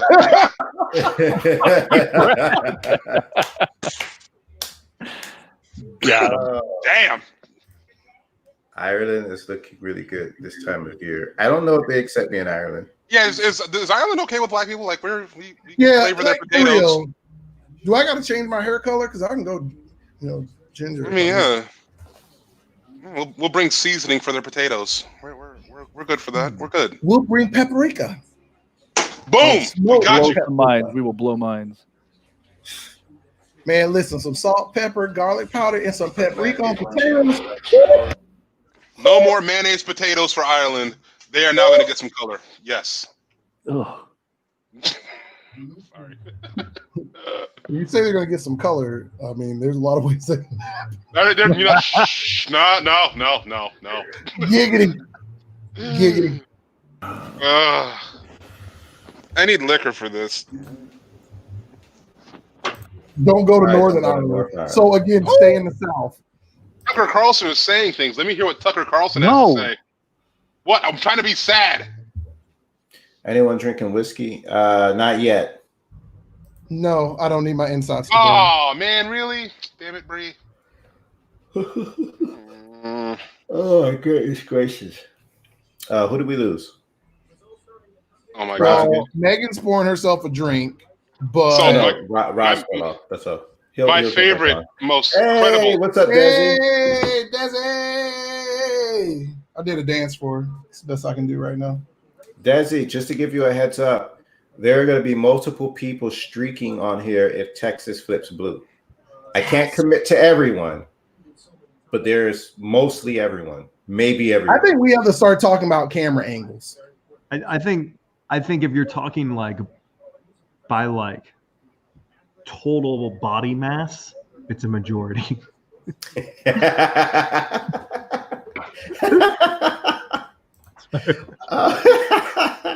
Oh, hi, Roz. Welcome back to that. What did I miss? Oh Lord, I didn't mean to put I'm that starting shit. I don't know why. Hold on, tell me more, Luke. No, Luke's over there talking Luke, my language right now. we don't need to know more. That is not what this. That's not this show. Oh, exciting! Irish dude, the top knots though. That is good to know, Luke. Thank you so much. No. That is good information. That is great information. That's the best information I've heard all night. So I gotta pull up my Realtor app.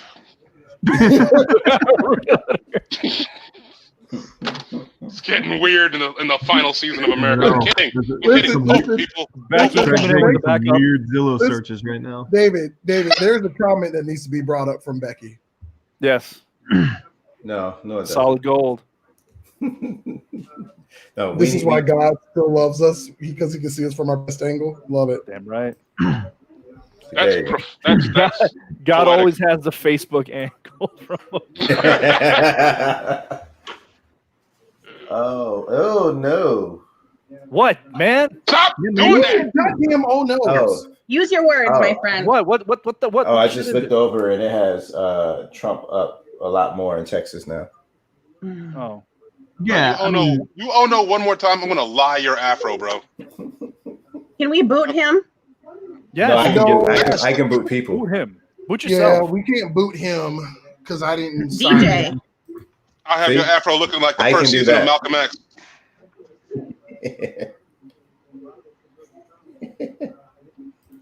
I mean, you're basically trading Michigan for North Carolina and or Ohio. Texas and Florida, I think we all knew what was going to happen realistically. Yeah. We were hopeful, but whatever. So Arizona will be a key one to watch. Wait, did they just give Texas to him? I mean, never mind. Look, it's all rural counties left to report, right? Yeah, and like if the cities are done, this like. Oh yeah, Texas. Have they counted? So have they counted all of the like 80 million, mail-in ballots yet? Though probably not, and they probably won't. Million, but there was that. What is it? Was it Harris County? Ted Cruz is going to count them himself. If for whatever reason Biden wins, it's going to be by hundreds. Yeah, exactly. And it'll be lawyers fighting about it for a month. Exactly. And then they'll give it to the Republicans like they did the last few times. The issue with Texas, if you go look at the map, there's a bunch of rural counties, and those are going to be pretty red. And then like Travis County is at 90% already. So there's not a ton of good stuff. Because they're pretty much telling everybody in Texas a vote for Biden is a vote for higher taxes and taking away your guns, even though they got popcorn ceilings. And I just want everybody to know on this: if you have popcorn ceilings, like you are not going to be affected by Biden's tax plan. I can assure you. So if you look up and you're like, "Oh shit, that's a popcorn ceiling," you straight.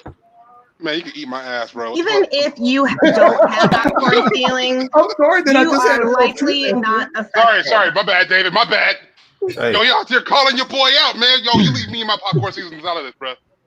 That is artisanal. I'm just telling you, you're not getting affected. I can tell you that now, bro. Sorry.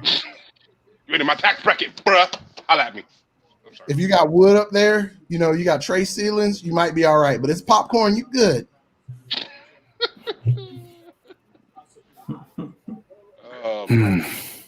Man, looking at Ohio, Franklin County is only 56% reported. There's still a lot of votes left in Ohio. Map you have up there. Yeah, so much freaking red. I think Ohio is looking the best chance to snipe something. Yuck to all this. Go down to Franklin County. What? To what? Shit. Look at that. Quite likely. Trump. Over the Licking County. Just go right over. Yeah, you were there, right there, Licking County. That's where you are. That's pink. That's all right. I'm telling you, that's gonna be redder than ketchup. The pink is because of you. Threw everything off. Yeah. It's me and my very small 2% coalition. That's what happens when you let the blacks in. You got to keep them out of Ohio. Keep Ohio pure.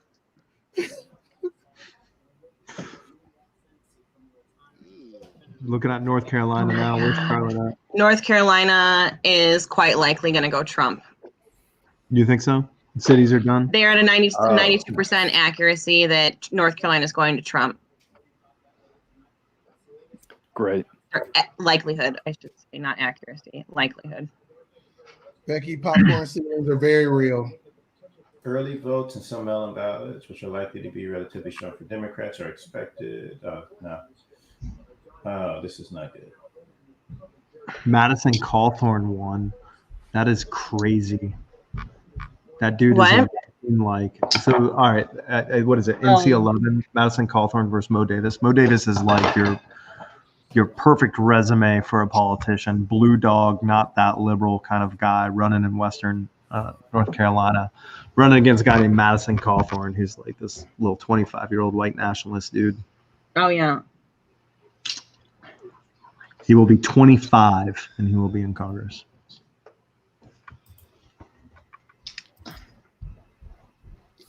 I'm not court ordered to live under popcorn free. The hell?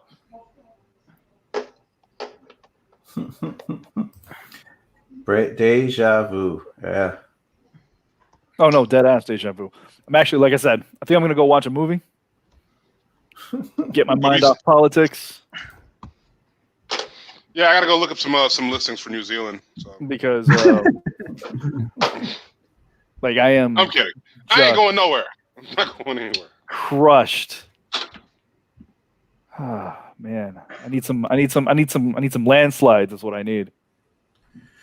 Yeah, that's one of those things that's just disappointing to where you're like, yeah, man, can the country show up? Can we truly be like what we say we stand to be, as an American people? And can we I mean, old dude's got the majority of the vote so far. Forget the electoral. Yeah, but this is terrifying. The left runs up the score on the West Coast, right? So if you take California, if you take Oregon, take Washington out of it, like you're not going to have those popular vote figures that everybody talks about in 2016, right? So I'm looking at 270 to win right now. If Ohio goes blue, Michigan's kind of negated, and then you're really looking at Arizona, Nevada, and Colorado. Yeah. You're looking at the Sun Belt, but like North Carolina is really not unexpected. Texas isn't unexpected. Florida isn't unexpected. Georgia isn't unexpected. The only surprise on the map right now are Michigan and Ohio being reverse of what everybody thought. I don't know if that'll hold, but right now that's the way it's looking. Everything else so far looks how it's supposed to look. You're looking at Biden by like 290, 293, 280, like a nice, super close electoral win that ends up with lawyers fighting it out for months, which is what everybody's been saying. I just didn't want to believe out of optimism, like putting the country through that, right? Win or lose, you don't want it to be contested in court. No.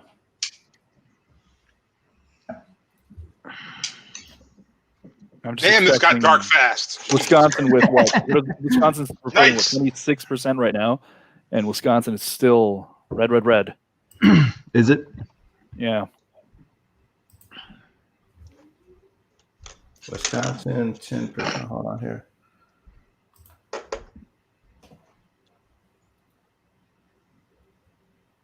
Oh, screw you, Green Bay. Mm-hmm. Oh, it's only 3% in, so maybe that'll change. Milwaukee. It's going for Biden.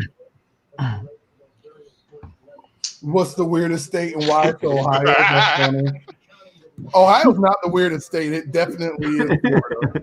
Ohio is definitely the weirdest state because you guys hide like all your sex offenders and your corn stalks. Yeah. And Florida hides them all in massage parlors. I mean, like, yeah, but why you got to say that? It's rude. Don't start none, won't be none. Woohoo! Come to the magical place on earth. Woo! Listen, man, don't mess with the mouse. The mouse is scary. Yeah, like listen, you can't come on the show talking bad about the mouse, bro. I don't want to get shut down. Real fuck. They do own everything. Yeah, the mouse. So Mickey, it's we gonna love be you. weird if this can potentially happen, but I'm gonna try this. What is that? Moonshine? Moonshine? Midnight Moon. That's a cheese. It says it's 100 proof. So. Dude, that's rubbing alcohol. Don't drink that. Do it. Drink it. Drink it. No, Ray. No, drink it. Don't do it's that. Just I also have a Capri Sun. So if it's bad. It's pine cone moonshine. Pine cone moonshine. I didn't win Colorado. Duh.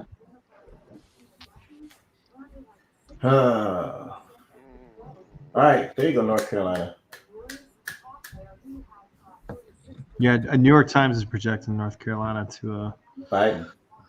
No, I think he's up right now, but I think I saw somewhere they were saying 88% it ends up going to Trump. Right now, 80% of the votes reported. Biden is up 50% to 48.5. I think the best chance to snipe something is probably Ohio, and that answers Michigan if Michigan goes. But I'm only seeing Michigan at 19% reported. Yeah. I gotta say, fellas, I don't like that this is my first foray into politics. This is very, very. It's your fault, Craig. It really is, though. Thank you, Ashley. Dre, you have to get a drink to go along with that popcorn. Drink in my stead, please. Stop looking at this. I want to go look at anime fights. Jess is almost home, and Jess will be signing on, but she's upset because they went to the store, and apparently in Los Angeles, they've lost their mind because almost all the food is off the shelves, and there's no toilet paper. What? Again? Everybody thinks riots. Everyone thinks riots are coming. So it's interesting. That's how you know it's a shit show. Because like in DC, they're boarding up their windows, and I'm like, listen, if people are doing this because of an election, something's wrong. Yeah. Something's not healthy. Yeah, it's like there's a problem. I saw on it's now alcohol. Yeah, we had people on our community group in St. Paul where I lived who were requesting help from residents to board up their buildings, their businesses. I don't think it's going to be just riots. I actually think no matter what, there's going to be extreme violence. No matter what. I think there's going to be no violence. I think there'll be 13 QAnon candidates have already run one house seat. So you want to recheck that statement? Well, there's violence and there's mass violence, right? Like there's gonna be violence, and the media is gonna hype it up because they want us to hate each other. But I don't think we're gonna. Maybe not. Hell, 2020, right? Who the hell knows what's going on? We're just trying to. It's hard to imagine that this is where we're at. Is it? Yeah, kind of. Am I just that pessimistic about the state of our current affairs? I'm not pessimistic about people. I think our current affairs are pretty wacky, but I think a lot of it is people being manipulated. I think we have a lot more in common than people want to admit. I think push come to shove, the majority don't want to kill each other. Right, you get those 3%ers and that whole right-wing militia, whatever the hell that is, and those guys are kind of full of shit. There's no historical accuracy in that. They're just nuts, and I think it's a minority of people. Now those minority of people can cause a lot of drama. They're the loudest. It doesn't take a majority of all time. Yeah, exactly. It doesn't take a majority of people to tear down the democracy. I mean, I have only pop culture references to really use, but I mean, evil wins when good people do nothing, and if this could wake me up, I have to imagine that it's done the same for a lot of other people. No matter which way this election goes, like we're not going back to complacency. We're not going to go back to, okay, responsible people are back in charge. I can go back to playing Xbox and right, eating Funyuns. We now see what happens when you don't take any action in your government. You have to do something.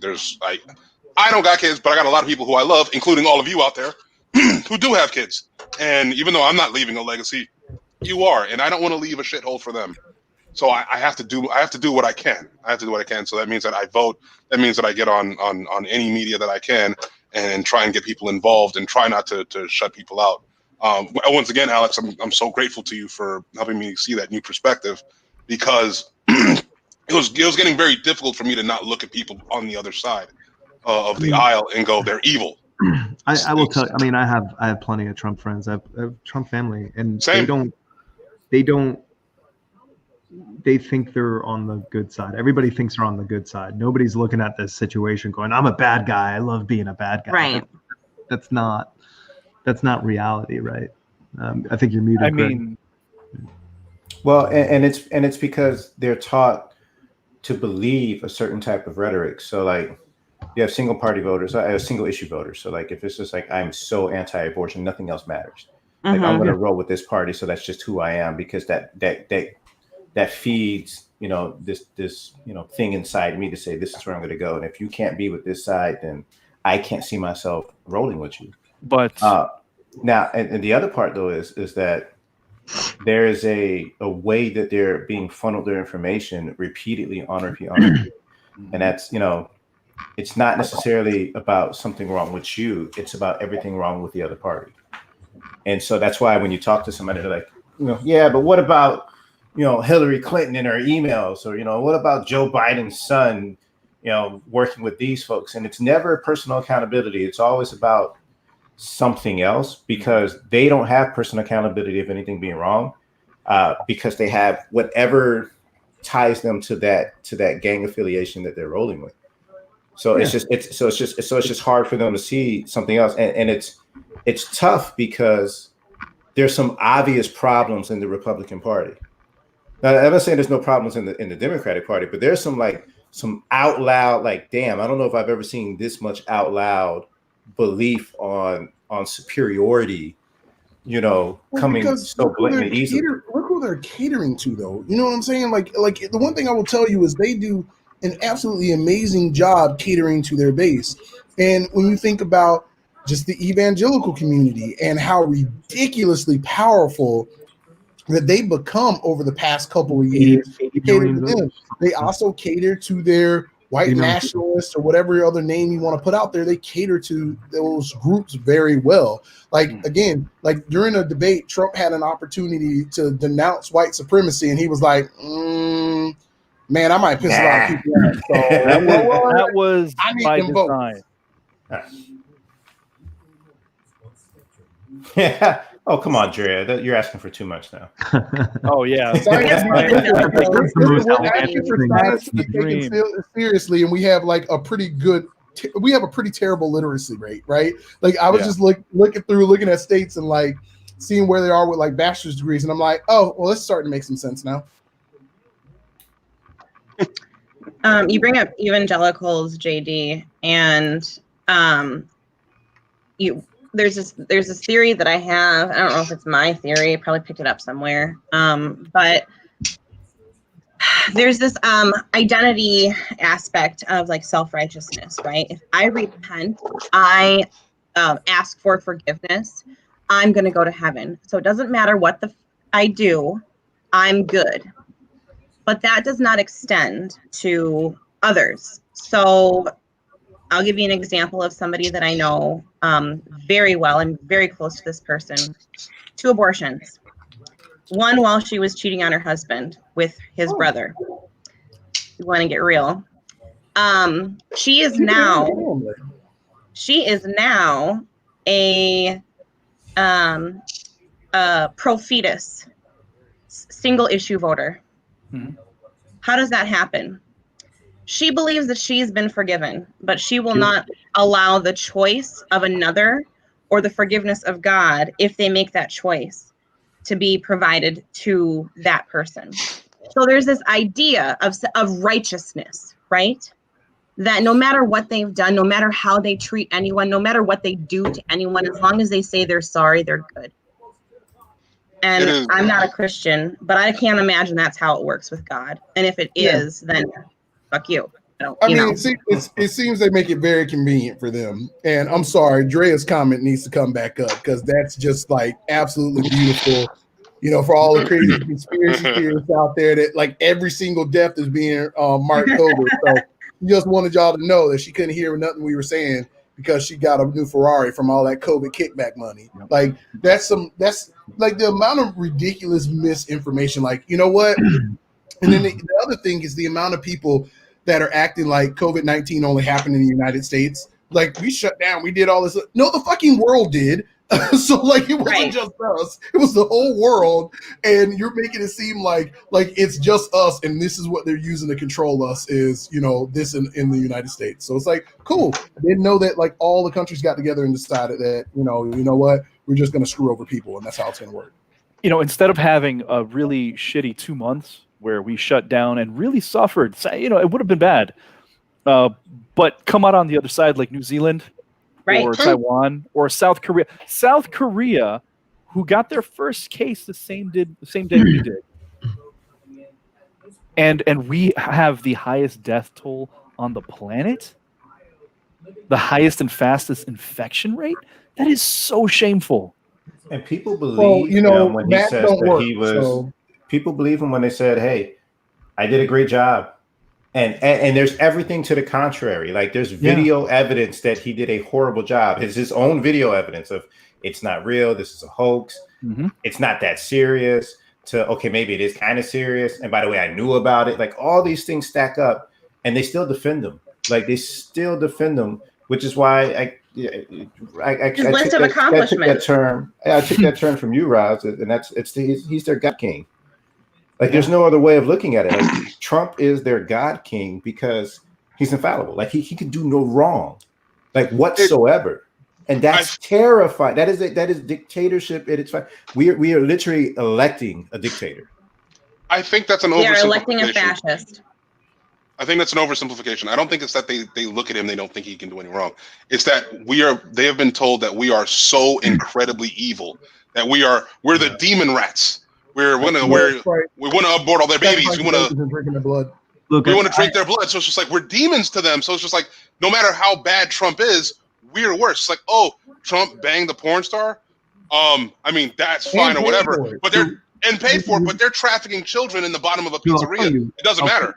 I'll tell you what the line is. The line is God used worse people, right? I am a Christian, and we do go to a church, and we're, in a Christian community and all that kind of stuff. Mm-hmm. To me, the issue is when you mix politics with a secular government, or religion with a secular government, right? It doesn't matter if you're Muslim doing it and it's a Islamist regime. It doesn't matter if it's here in the United States. The whole point of government is to get people who believe in many different things to work together in a way that benefits everybody as a community, right?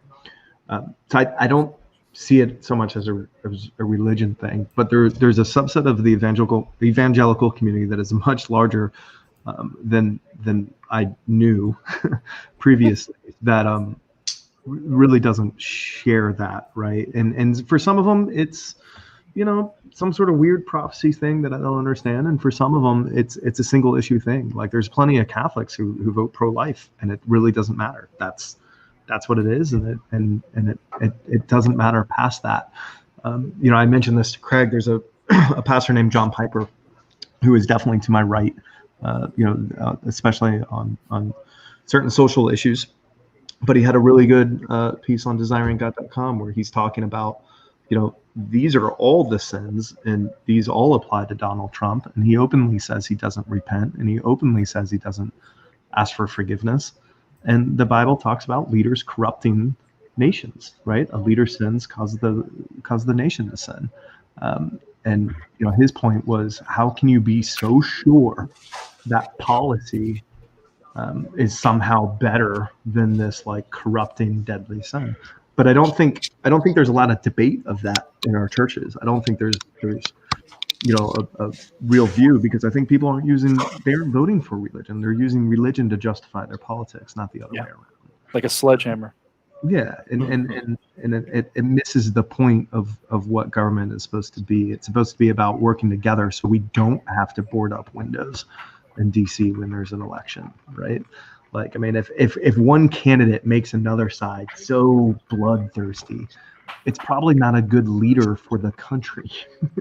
Like, it doesn't matter if you agree with their bloodthirst. The point of it should always be to unify people and work together as a country, to be one nation. And that's what we've forgotten, right? Because there's a culture war and people are trying to win it, and that will destroy us. It's so ugly to watch. It is. I don't know. Yes. Hi, Jess. Hey, Jess.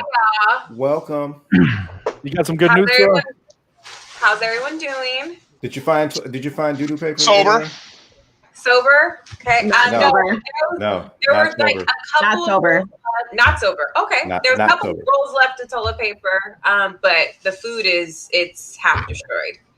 Damn. If you need the hookup on black market toilet paper, I still have like a couple rolls. Like, it's made out of asbestos, and it'll make teeth grow in your asshole, but Craig, you'll be fine. It makes Craig, we already spent an enormous amount comforting. of time That's talking comforting. about your butt exercises on this.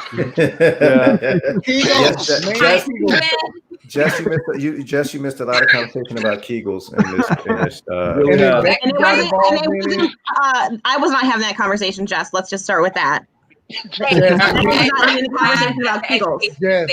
Yes. Craig said he kegels so much that he's got abs. Power pooping, yo. Listen, man. Google it. # power poop. I got you. How does a man kegel? Right? Oh, I thought you were more concerned about the abs, because I was going to be like. I like the fact that she completely goes right over. Just like, excuse me, you do what now? Cruise right over it. 100% powerful pelvic floor muscles. Powerful. Same muscles. Y'all are crazy. Like, that anime sword sound? That's what happens when I poop. I don't think it works the same way. Oh, what? Ashley says the same way we do. Yeah, same muscles. Yeah. Babe! She was going to ask me to demonstrate live. Craig has been underselling. It's not so much for the back. It helps on the other side. Does it make it stronger? Yes, it actually. Yes. Oh my God! It makes your booty hole stronger. Listen, man, strong booty hole. No, the front part though. I don't want to say anywhere. This is a PG-13 show. How did we get I here? put it in our chat. Not allowed. Oh, thank you. David, don't yell at me. Okay, babe. I got something.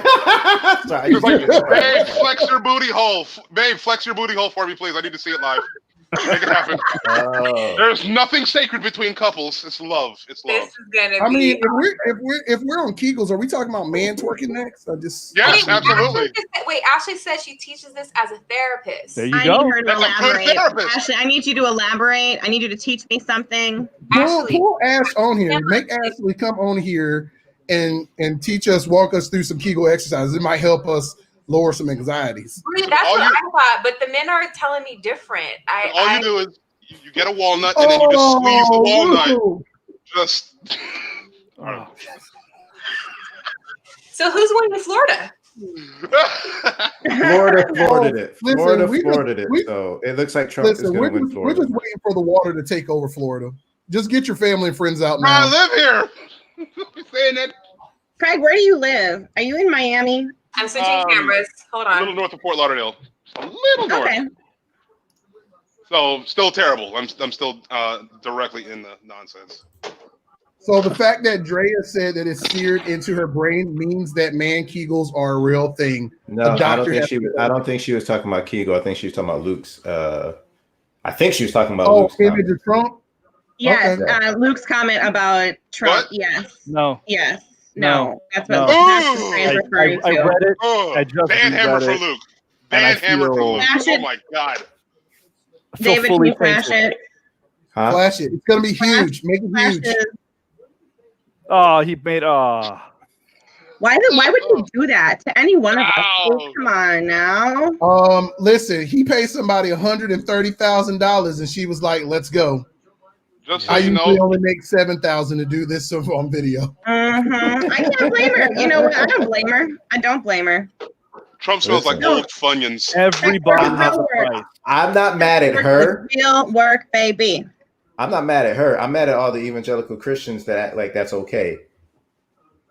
Because he's still their, he's still their guy. He's like a turtle head poking out. And Ashley's dropping knowledge on us, y'all. Good Lord. You just have to look to see who's listening and who's not. 100. 100. Oh, all right. See, this is what I need. The election is going bad when the conversation switches to male. Luke. Oh my God, Luke. Or Trump standing nasty over. Yeah, Steven, you ain't lying. I would do a lot of strange for 130K, bro. A lot. Yeah, 130K is way above my limit number. So, I am a hoe. I don't care. What you got for me, bro? I mean, realistically, what is it gonna be, like a thumb? A thumb for 130K, bro? Slide an elbow up there. Let's go, baby. All I'm saying is Candace Owens told us all that he had a small penis. And like a micro, Jason. No, not a micro. Owens know that though. I don't know that. Listen, when she was anti-Trump, she wrote lots of articles about him having a small penis. So if you ever wonder where that came from, it was your homegirl Candace Owens. 120 mil. For 120 mil, I would sell my soul to Satan himself live. 120 mil? Are you kidding? That is such a high bar. So you're telling me if someone came at you with 119, you'd say no? Come on now. It's that 1 million. There's actually some research around how like this all works. The less money, and I don't want to know. I don't remember, and I believe it's 700,000. Just spit it out. The less money you make, the lower the threshold is for you to do, like, I would do X for just another $10,000, $20,000. So, like, I don't know what I'm trying to say here, but ultimately, like, it's just another way, like a systemic oppression of keeping people down is like paying them to do things that they truly don't want to do, but they need the money so much to do it. Because anybody who makes a decent amount of money, your threshold jumps significantly once you reach that like $70,000 or $80,000 threshold. If I'm remembering correctly, again, forgive me if I'm misquoting things. But every man does have a booty hole price. 100%, Steve. 100%. What's your booty hole price? We just got to find the number. You just got to find the number. I have never even contemplated my booty hole price. Jason. So wait. So here's the thing: you name your number, and then the game is people got to talk you down from there. So you'd be like, "Man, 5 million. That's the number, right?" And then someone's gonna come at you and be exactly like I said. So you tell me for 4 million, you turn it down? Come on. Listen, you got to art of the deal that booty hole. Just bring it on down. Just bring it on down. That is the exit only. David's getting ready to say, "Oh no, go ahead." There's a Senate race in Georgia that looks like it's gonna have to go to a runoff because it was so close. But it looks like I don't know if the Democrat already had that seat or it could flip. I'd have to go check. Where? Georgia. Oh, Florida's gonna Florida it. God dang it. 93% in. He's got Florida. Lindsey Graham won South Carolina. Really? Of course he won South Carolina. He locked all the black people up because they weren't conservatives. They're all in jail right now. How? Sorry. Lindsey Graham won? Yeah. Andrea, California has 55 electoral college votes, not 2. You were watching fake news, Drea. Mm-hmm. Turn Fox News off. Like California doesn't matter. Damn, Lindsey won. Damn. I don't know. Like, how? Wisconsin's flipping red. What? Wait, what? Yeah. Wisconsin's going red. He's up by like 3%. 29% in. All right, let's take a look at. Man, I'll never get that. Never get that. Let's see. Oh my God. That's incredible. So for all of you that have been on, you learned about man kegels, so you can take that. I mean, there's that. You can take that home with you. There you go. Enjoy that. And you also learned that supposedly every man has a price for their beehole. They definitely do. Just find it. Ladies, just find it. I feel like I walked away at a really interesting time. You did. Yeah. We were going to challenge your question value for your booty hole. Why would I pay you for your booty hole? In all actuality, you should be paying me because you got a G spot up there, and if you'll just let me go and find it, you're going to be much happier. Listen. You should pay me. This is virginal booty hole. Tried to show us this years ago, but I'm still not with it.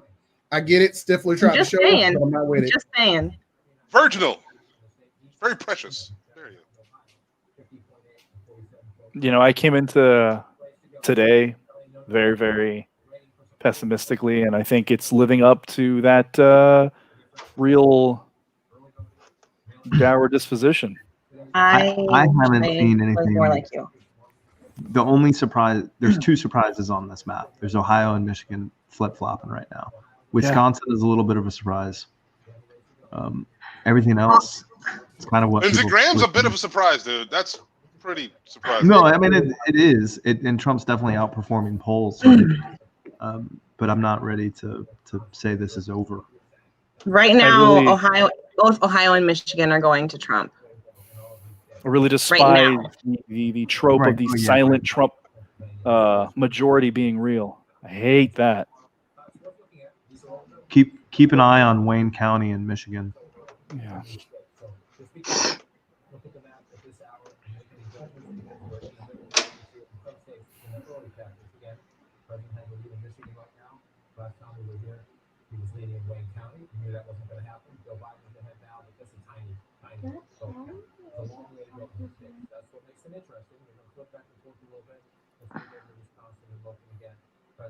Small dick energy is just so powerful, though.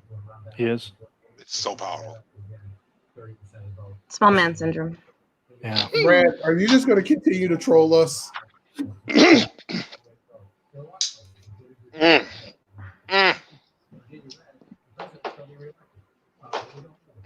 I feel an ulcer. Okay, Brad said yes. Oh no, he said he's done. I was going to say you can continue to do it. I'm just going to make Craig do Kegels in front of you, and we're going to put him on the big I'll do it, bro. And he'll just Kegel away. Yeah, he'll do it. Has anybody on this panel been to Dakota, North or South? Not on purpose. Why would I want to go there? I've been. I haven't, but I have some good friends in North Dakota, and they say they love it. I lived in North Dakota. I have classmates who live in North Dakota. Describe North Dakota. Can I ask a serious question? When you were there, like, did you see many black people? No, I don't think I've ever seen one there. Okay. I was going to say that's about the. It's also barren. It's also barren. So Fargo is not the capital of North Dakota. Fargo is the largest city in North Dakota, and it borders with them. It's on the border of Minnesota. So they call it Fargo-Moorhead. Moorhead is on the Minnesota side. It's a sister city of Fargo. And there's no delineation really oh, now I'm in Moorhead because I did this. Or I've transferred into North Dakota, except for you see the North Dakota sign. 3 hours west on Interstate 94, I think it's 94, you've reached the capital of Bismarck, North Dakota. You go through 2 towns, 2 cities. You can't even really call them cities because they're not a city. But you go through 2 cities on the way to Bismarck, which is the state capital in the middle of the state. About an hour to hour and a half north of Bismarck is Minot, North Dakota, which is an oil city. And that's about all there is. There's a Grand something. Grand Forks is about an hour and a half north of Fargo, right on the border also of Minnesota. That is North Dakota. And it's purely white. And there's Native Americans there. Okay. So no reason for me to go to North or South Dakota. God, no. That's all I need to know. So, I mean, it's going to change, but right now the Democrats are up in the Senate seat race, but it's more than likely not going to last. But right now, at least looking for some type of good news. Yay? No? Yay? No. Oh, I gotta tell you. So for when I worked at Best Buy, my job was covering the southeast of the country, and it's funny because like I see this map and one of the groups that I'm currently working with, one of the gentlemen asked, he said, I think we talked about this before we got on air. I don't remember at this point because this is done nice. But he said, hey, is it fair to say when I see a Trump Biden sign, I just automatically assume that those folks are racist? And he's a white gentleman. He was just like, so I don't know if it's right for me to say that or not. And I said, well, let's unpack it and talk about why do you feel that way? We had it as a dialogue, as a conversation, because if somebody's openly supporting racist ideas or people who believe racist ideas, then do you affiliate them with being a racist or an individual who thinks racist ideas are okay? And if you feel that that's the case, then yes, you can then say, I feel like if you have this sign, that's who you are. Because that's how I feel at times, but I'm on the other side of that. Like that's, he's a Caucasian gentleman making that statement, not necessarily as affected by the racism as me, like they might kill me. And so when I see this, it reminds me of just this terror and this fear that I had when I used to have to drive from certain places in the southeast of the country. Because like when you get into Birmingham, it's dope. You ever go to Birmingham? If you ever have to go to Alabama, go to Birmingham. Birmingham is an absolutely amazing city. Good. But shit, I had to go from Birmingham to Huntsville, and I prayed like the entire time to Jesus, Allah, Buddha, whoever would listen to me, that nothing happened on my ride there, because I was just like, David, isn't there a sundown town in between Birmingham and I'm assuming that everything around there is it's like I just assume that they're all that way. And that might not be fair, and Georgia's no different, because somebody asked me, like, how can Georgia be red? You have Atlanta. And I'm like, have you been outside of Atlanta? Like, I was in an accident in Griffin, Georgia, and the guy was like, hey, we could tow you back to Atlanta. We could tow you to this closer town called Griffin. I'm like, okay, just tow me to the closest town, and then I'll call somebody. I wish he would have told me or explained to me what type of town this was, because when I got there, I was like, oh shit, this was not meant for me at all. Like the tow place that I was sitting at, literally they were all looking at me, telling stories about the time that boy ran into the woods and the police ran after him, but that boy didn't come out the woods alive. And all these stories are being told very loudly for my viewing and listening pleasure. And I default, because I can roll with anybody. The default is football. Everybody loves football, even racists love football. And so I just started talking football, and I just had to listen to black people being called boys at the moment, because they're like, that boy Jerry Rice was one of the best football players. That boy sure could catch. And I was like, yeah, he could, because like I can't get mad at you. It's like, this is not the place for me to get upset at this moment of you calling people boys, because I am heavily outnumbered, and quite frankly, I'm still waiting somebody to drive 2 hours to pick my ass up.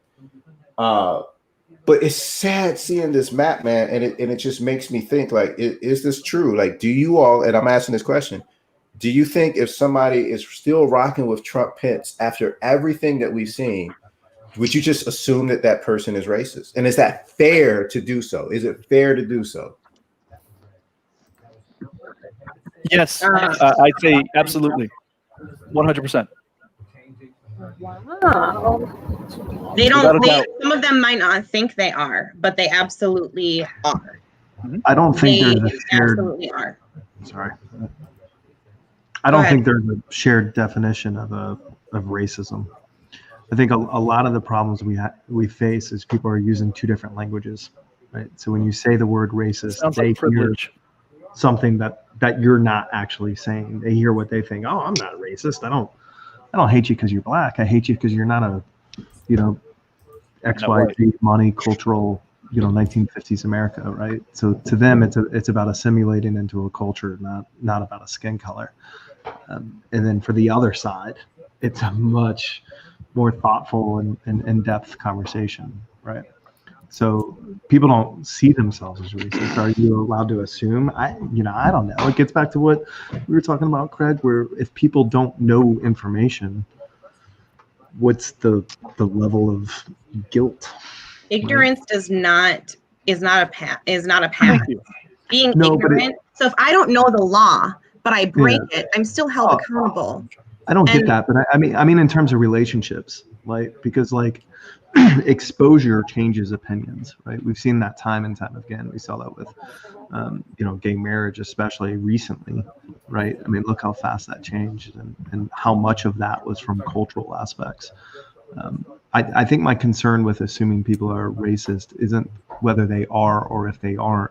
It's that we're building walls between us and them, and then that exposure can never happen. That dialogue can never progress. Those definitions can never form. That's my biggest concern going forward, is we're just giving up and going, you know what? Screw you. You're one of them. I'm going to be over here with my people. And, I hear what you're saying, Alex, and I do agree with some of what you're saying, but I don't think that anyone's necessarily saying, you're a racist, so I'm throwing my hands up in the air. I think that there's going to be a line that ultimately, if someone's unwilling to be open and have that dialogue, that hands are going to get thrown in the air and people are going to say, you aren't worth my emotional energy and investment to try to help you understand. And I want to go back to what you said. You said something to the effect of, if they don't know, if they don't have that exposure, just because they may not have had the exposure to a Black person or Native American person and so they don't realize that they're being racist, doesn't mean that they are not. Oh, I agree with that. I think it depends what the goal is, right? Is the goal judgment or is the goal improvement, right?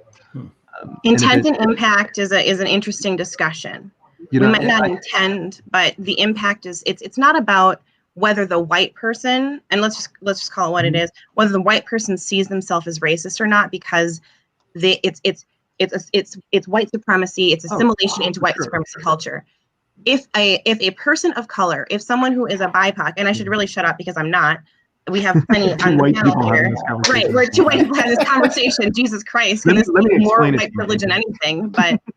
But the impact of those words to the person who's experiencing the pain is more important than the acknowledgement or understanding in real time of what's happening. That's where that conversation needs to happen. I don't disagree with any of that. I think from my standpoint, my concern, and I'm speaking through my concern as sort of the lens, right? My concern is that we don't see improvement because everybody retreats and people dig in.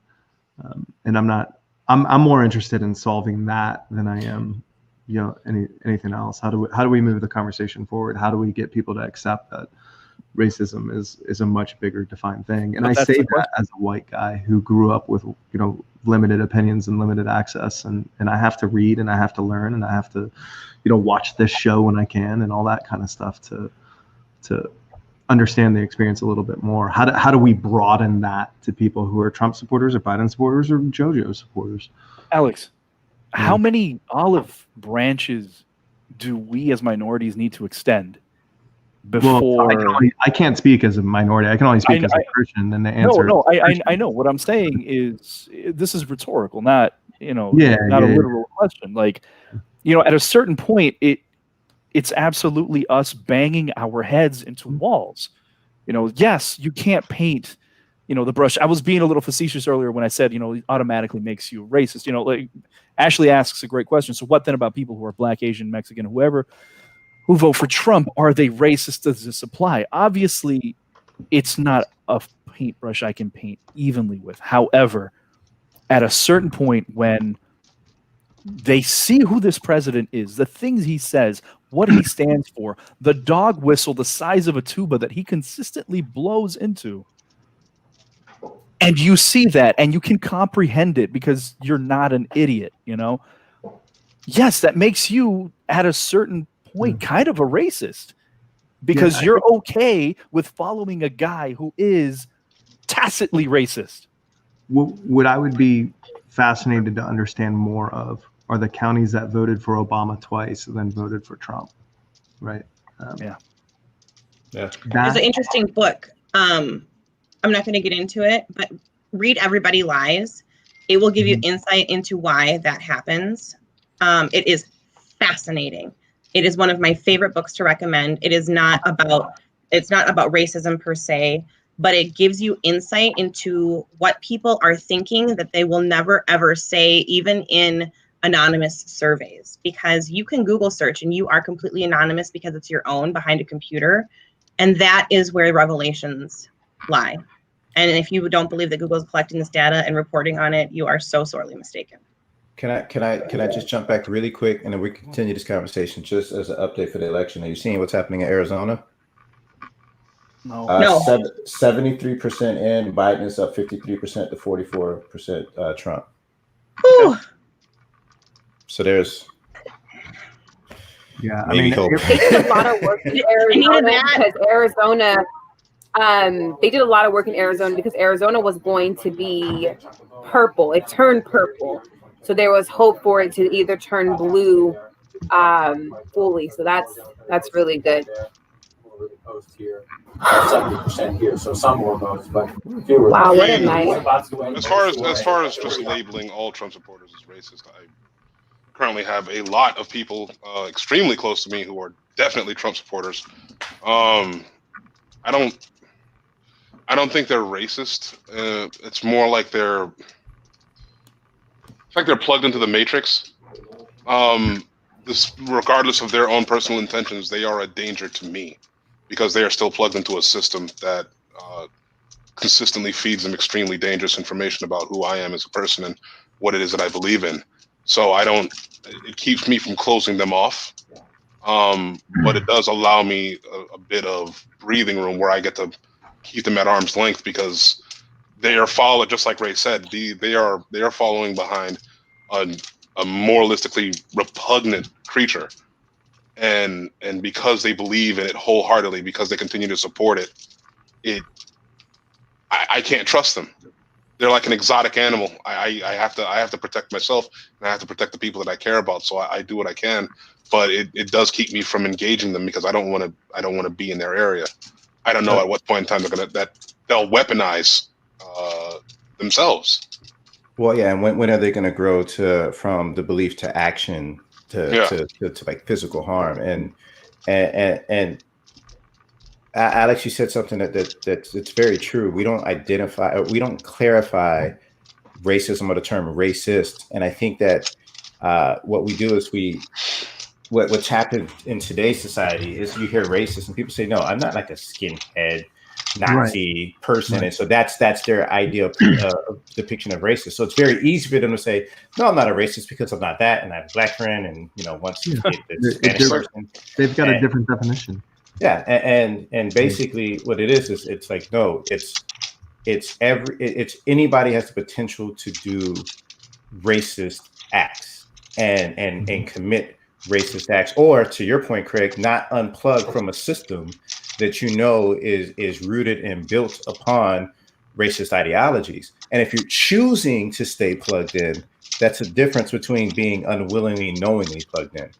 Because most likely that choice to be plugged in keeps you in a position of either real power or perceived power, which is why it becomes very interesting, because when I see poor whites in America vote against their self-interest, because they'll vote for a party that's really not there for them or designed for them, but I try to find out how are they identifying with this party, like what makes them stay so strongly held to them, and it's typically what I call false Christian values. It's not their values that I consider false. It's the party's values that I consider false because, Alex, to your point, the political party should not be identifying itself through religion. It should be trying to find a way to make them all work together. And quite often it seems like the people who are doing that to these people don't necessarily follow those rules.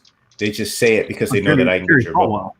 Yeah, it's good for a comical example of how that went down, right?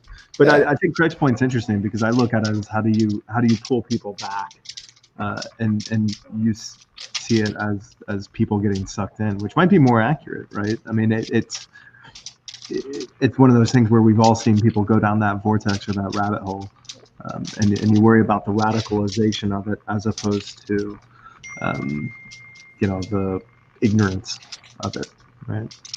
Figure it out. You let me know, man. I don't have an answer to that. I really don't. I mean, I don't know if any of us would. I mean, even we're all sitting here. We try to make jokes as much as we can, but there isn't a person on this panel or in the chat who isn't seriously considering the ramifications of a second-term Trump presidency, where we just go, "Fuck it, we're out." How does New Zealand look? How does Australia look? How does my home island look? Like, what do I do next? Because a second-term Trump presidency means it's Trump off the rails. He goes, "Okay, America really loves me. I'm gonna go full in. It's over." And like with a runaway narcissist like that, I don't know. I don't know. So it's just like my current job is to do my best to be strong, to not let the cascade of panic wash over everyone. Someone has to stop it and stand up and say, okay, I'm going to do everything I can to rescue the country that I was born in. Right. Oh, hold up. We got ourselves a real solid gold comment here. Let me go ahead and read this. You mean like all the rioting and looting? No. We don't do that. We don't do Hell that. yeah, I do. I don't respect this comment. Hey, hold on. Do we got a rule that we let anybody voice their opinion on any way that they want, and we can have the conversation? That's a troll. Which is fine. Which is fine. I think it's an example of somebody using words that are differently defined. Hold on, I'm trying to read it. I think it's racist versus racism and that communication. Writing and looting it. Kind of action. Well, today's Democrats are special kind of stupid. We aren't racist, if anything. Actually, because because they look down on minorities and act as if they need their help. We treat every person like an individual that can make it. Christopher, when you say, I want to address one thing in it real quick. Hey, David, let me address something real quick, because it started off with the rioting and looting like the Democrats. Well, I think you missed like the Proud Boys and the white nationalists and all these other kind of Republican groups that have done the same thing. And no one's condoning that on either side. So if you think that's the point of this, then you're 100% wrong there. For the comment when it comes to racism, I'll let the rest of you guys got to go through and tackle that, because I haven't had my chance to kind of speak on that. But like, I do think that I have to call out when you started off saying that the Democrats are doing rioting. We don't know what political affiliation those people are, but I will tell you, we flat out know who has also been setting buildings on fire and started most of the stuff. And there's been FBI report after FBI report after FBI report saying that, hey, all of that stuff was started by these groups that were alt-right. So I just want to make sure, if we're going to put it all out there, like, make sure that we talk about both sides that we're doing the jacked up stuff. Can we also acknowledge that we learned how to riot and loot at the inception of the beginning of our country? So we can't pick and choose. Now, and I'll say, like, I don't agree with burning buildings. I don't agree with stealing product, but it's not my right to tell somebody how they're going to process their anger when it comes to systemic racism. So if we're going to pick and choose who should be held responsible and what type of rioting is acceptable, well, we shouldn't even be a founded country. Change happens when people's voices are heard, and when people's voices are not heard, more drastic measures happen. That's a natural consequence of people asking for things that are necessary for them to survive. And if that doesn't happen, more drastic measures are taken. So on one hand, you're saying stupid Democrats, rioting, looting, that's all you're doing. Well, I guess then those people from those colonizers who wanted their freedoms were stupid too, and we shouldn't be here today. Is that what we're saying? I don't think that's what you're intending to say, but that's kind of the analogy. And Chris, the same way I show up and say, hey, we keep it respectful on both sides. I mean that. Like, bringing your opinion in on the first comment is perfectly fine. I respect everybody for their opinion. Going after anybody on the panel doesn't really work here that way. No, that's fine. I can take Chris's barbs. I've dealt with this kind before. Yeah, no. And I get it. And this isn't me trying to step in to protect. This is just me making sure people understand and remember we keep it respectful, both sides of the conversation. As long as it stays that way, people can stay in. If not, people get booted. Has he been booted, or is he still here? No, he's not booted. I haven't booted him. Okay, I mean, okay. If he chooses to still be here, he's here. I'm not gonna stalk your Facebook profile to try and get any personal information on you, but I've dealt with your kind before because I've worked for a few years in a country western nightclub, so I've had plenty of white guys get drunk and call me a nigger. So I'm not terrified of my neighbors. I still live in this country. I do have the option to move, but I don't.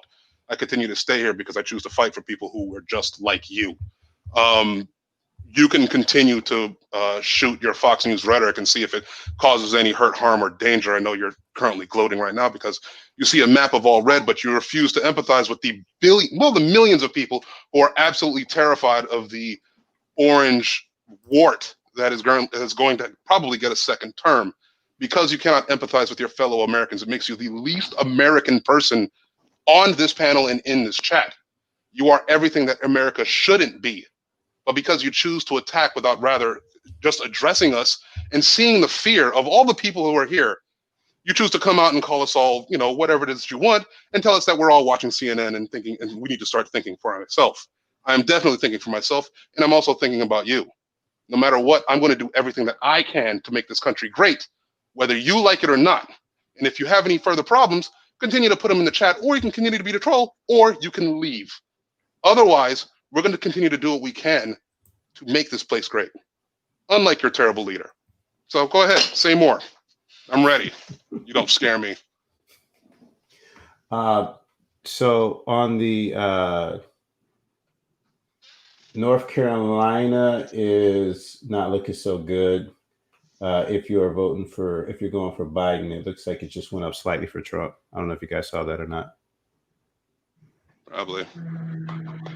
Ohio as well. Yeah, I mean, look, it's Wisconsin, Michigan, and Ohio and Pennsylvania. Those are the states that matter. Those are what Trump won last time. That Biden has to win this time. I mean, you can take North Carolina off the map. You flip Arizona and you win those states, Biden walks away with the presidency. But if the Rust Belt goes red, I mean, there's nothing there. And there's a lot of conversations here, right? Because last time there was a very easy answer for pollsters. They're like, oh, we underweighted, non-college whites, and we didn't do that this time. So the question now is, what demographic did they miss? And that's a real question, because if polls are broken, then we're flying blind into every single election going forward. That's also not a good thing for democracy, right? I mean, that allows much more fraud, much more corruption. So that's going to be an interesting conversation. There's still time on some of it, but it's not looking great for the blue team right now. No, it is not. That, and you bring up so much interesting things. The whole, it feels like the conversation that you hear around voter fraud was very loud from the Republican side. That mail-in voting is going to be the downfall of society because it's going to allow so much corruption. There's no science or facts behind it, but that's just a conversation that happened. And yet you have so many people, so many Republican leaders or Republican people who have that ideology fighting tooth and nail to suppress people's right to vote, which to me is one of the most un-American things you can do. So it confuses me when I see the America First Party. We're all about, being great as a country, embracing this idea of voter suppression. You know what I mean? It's just like so it's just, I don't know. Like I'm trying to have somebody help me understand how somebody can preach America yet be so very much so anti-American in its practices. Does that make sense? It's culture war, right? America is a culture, not a country. And if America is a culture, not a country, they're going to fight tooth and nail to save that culture. What they don't get is a lot of us, especially younger generations, were raised to believe that diversity is a strength, right? So I see America, I see this country as the bar in Star Wars, right? Of every race and every culture and everybody coming around. And I spent a good chunk of my life thinking that politics and party politics specifically were about governing right? Like I'm a guy who reads Edmund Burke, and I can talk to you about incrementalism versus revolution and all this kind of poli-sci bullshit. But the fact is, we still haven't gotten past the Civil War. We're still fighting Jim Crow. We're still fighting all these kind of things. You can see the lines on the same exact cultural war fault lines that it's always been. And I don't know how we progress a conversation when everybody's trying to win and not listen. Two things, and then I'll go back on mute. Stacey, I got it. Or I didn't want to pause it, but I wanted to mute it.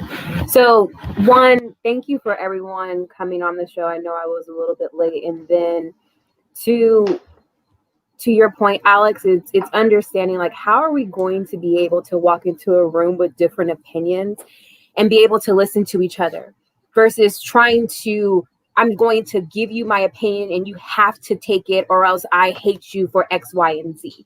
Like, I want to get to know the other side and say, like, what is going on in your head to where truly, like, we can agree to disagree, but at the same time, we have to make sure that where we're at right now in the next couple of hours is going to determine the fate of this country.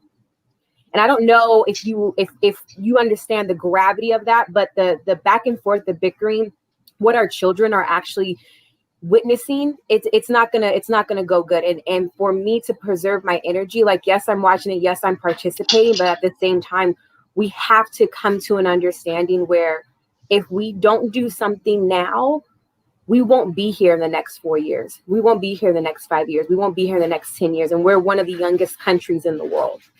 So I'm thankful for the fact that we're able to have this conversation. I'm also thankful for the fact that people, like, if you want to log off and protect your energy, I totally get that as well. But at the end of the day, once you log off, like, ask yourself, how am I going to show up tomorrow when we do understand the final results? And how am I going to show up next year come January 25th or 26th, whenever the new president gets in or, existing president stays? How am I going to show up then? And how have you been showing up during this pandemic? 40-40 Senate, by the way. So right now for the Senate seats, it's split 40-40 for what they have in so far. So that's interesting. As far as how we show up, Jess, and being able to have this conversation, it's hard because I think Alex hits the nail on the head when he says it's more of a culture war. And if it was just policy versus policy, that's hard enough to get in a room and have a conversation about, because policies, the pro or con against them are sometimes typically are rooted into somebody's culture. Abortion is not a logical conversation of two sides logically sitting and down having a conversation. It's one side, it's both sides thinking they're having a logical conversation, and both sides are probably actually having an emotional conversation about it. Like, it's just the way it is. So if that is already difficult enough to have a conversation to have, so imagine when so much other nuances come into play. When you play on people's, they're going to take away what makes you this amazing person. They're going to take away your God from your school. They're going to take away like all this stuff apparently is getting stripped away by one party, and the other party is like, hey, no, we're just trying to give more to everybody. And so it's weird because what bothers me is that the party that says let's go backwards is winning. That's a weird statement. Like that, I don't know. Like for me, as a country that talks about wanting to be the best, I've never heard of anything saying we're the best. Why? Because we move backwards. You know what I mean? Like if you're in a company as an organization, I don't know of any organizations whose goal is to go backwards. Almost every goal is to be innovative, to move forward. How can we be the next? How can we do this? How can we do that? How can we continue to move forward so we can be better and strive? But the slogan is "Make America Great Again." Like, let's take it back to the good old days. Like everything, it's about stripping away that putting this woman into the Amy, whatever her name is. Like, that's terrifying, because now are they going to strip away all these laws and things that have been set up to keep us progressing for all people? So I don't know. I don't know, Jess, if that conversation can happen, because I don't think one side. I think one side is like, yeah, like you, like maybe we should have it, and the other side is just like, nah, you're wrong. It's like it's just kind of like playing cut and central. You're wrong, I'm right, and if that's the case, can you truly have a conversation with those two groups of people meeting in the middle? It's like a marriage. Like both parties got to want to make it work, right? That's the saying that we always hear. I think that's kind of the key point. Is I don't think both sides want to make it work, right? And I know many people on the Republican side don't want to make it work. We see that it's agree with us or else sort of posture, if not policy. I'm just looking for trouble. What hurts, and I understand my privilege in being able to say it as a white dude, that this frankly doesn't affect as much as it does some of y'all. Like I get that. What hurts though is when you hear, the right saying they don't want to make it work. It's our way or else. And then when I see the left start doing it also, because for those of us that kind of have this optimistic view of changing people's opinion and working one idea at a time, right? And in it for the long haul, in that grind. I don't see that I don't see that how it's possible if everybody gives up. What makes Democrats not Republicans is that they don't give up, and as soon as they do, it's from a tension standpoint, from a collaboration standpoint, it makes it very difficult to find a way back on track, and that's kind of where I sit as a centrist kind of guy, where it's like, how the hell do we? I mean, my previous job was working for TED. TED is all about bringing people together to talk about one idea at a time, right, left, or center.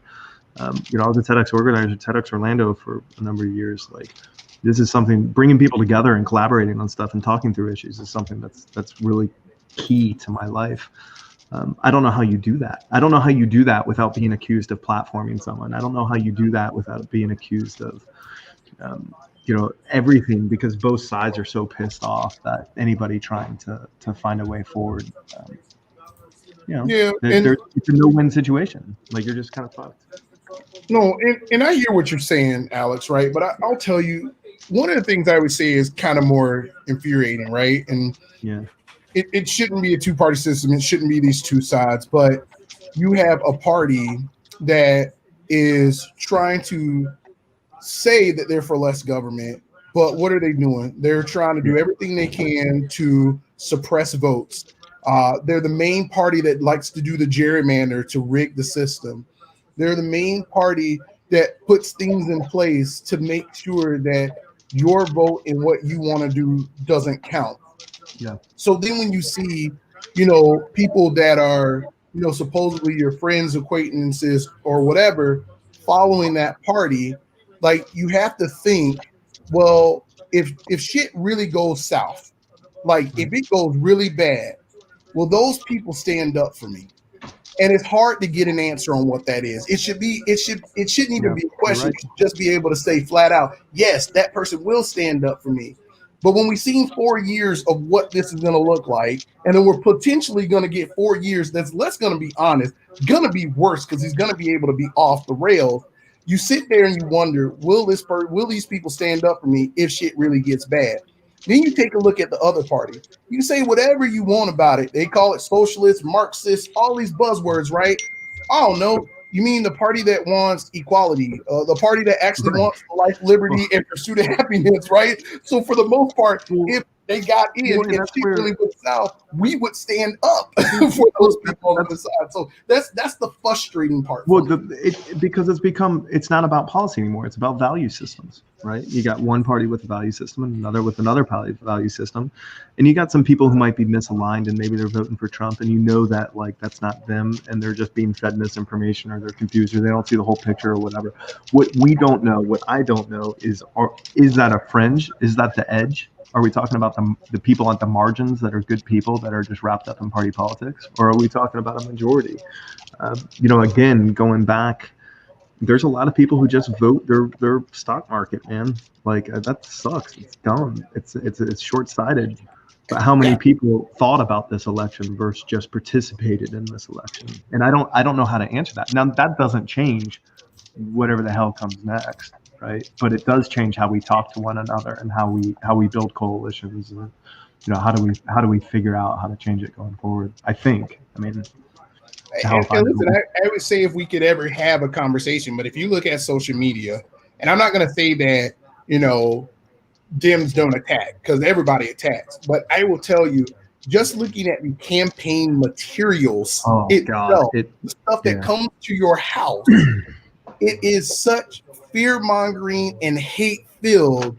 To be a conservative right now and to support Trump, you have to be in a state of enragement at all times, because you're being constantly attacked with the police are going to get defunded, and then minority criminals are going to come into your house and just destroy your family. There's this terrible rhetoric that comes. And like, I'm not saying that conservative values are bad. What I'm saying is, when you blindly follow someone that has almost 300,000 deaths due to COVID, like, let's look at the laundry list of things that have happened. Like, I have to question whether you're voting with your wallet or you're voting single party abortion issue because you're evangelical Christian and that's the only way you vote. Like, I have to ask, like, if that fetus that you're going after is so important, is that fetus still important? And you know what? The way they vote, it seems like it's not. So that's just one example of me saying I just needed to understand. Dude, like we're saying this, but will those people stand up for us? Because I will say I'm going to stand up for anybody, because an injustice against one of us is an injustice against all of us, and what's right is right, what's wrong is wrong.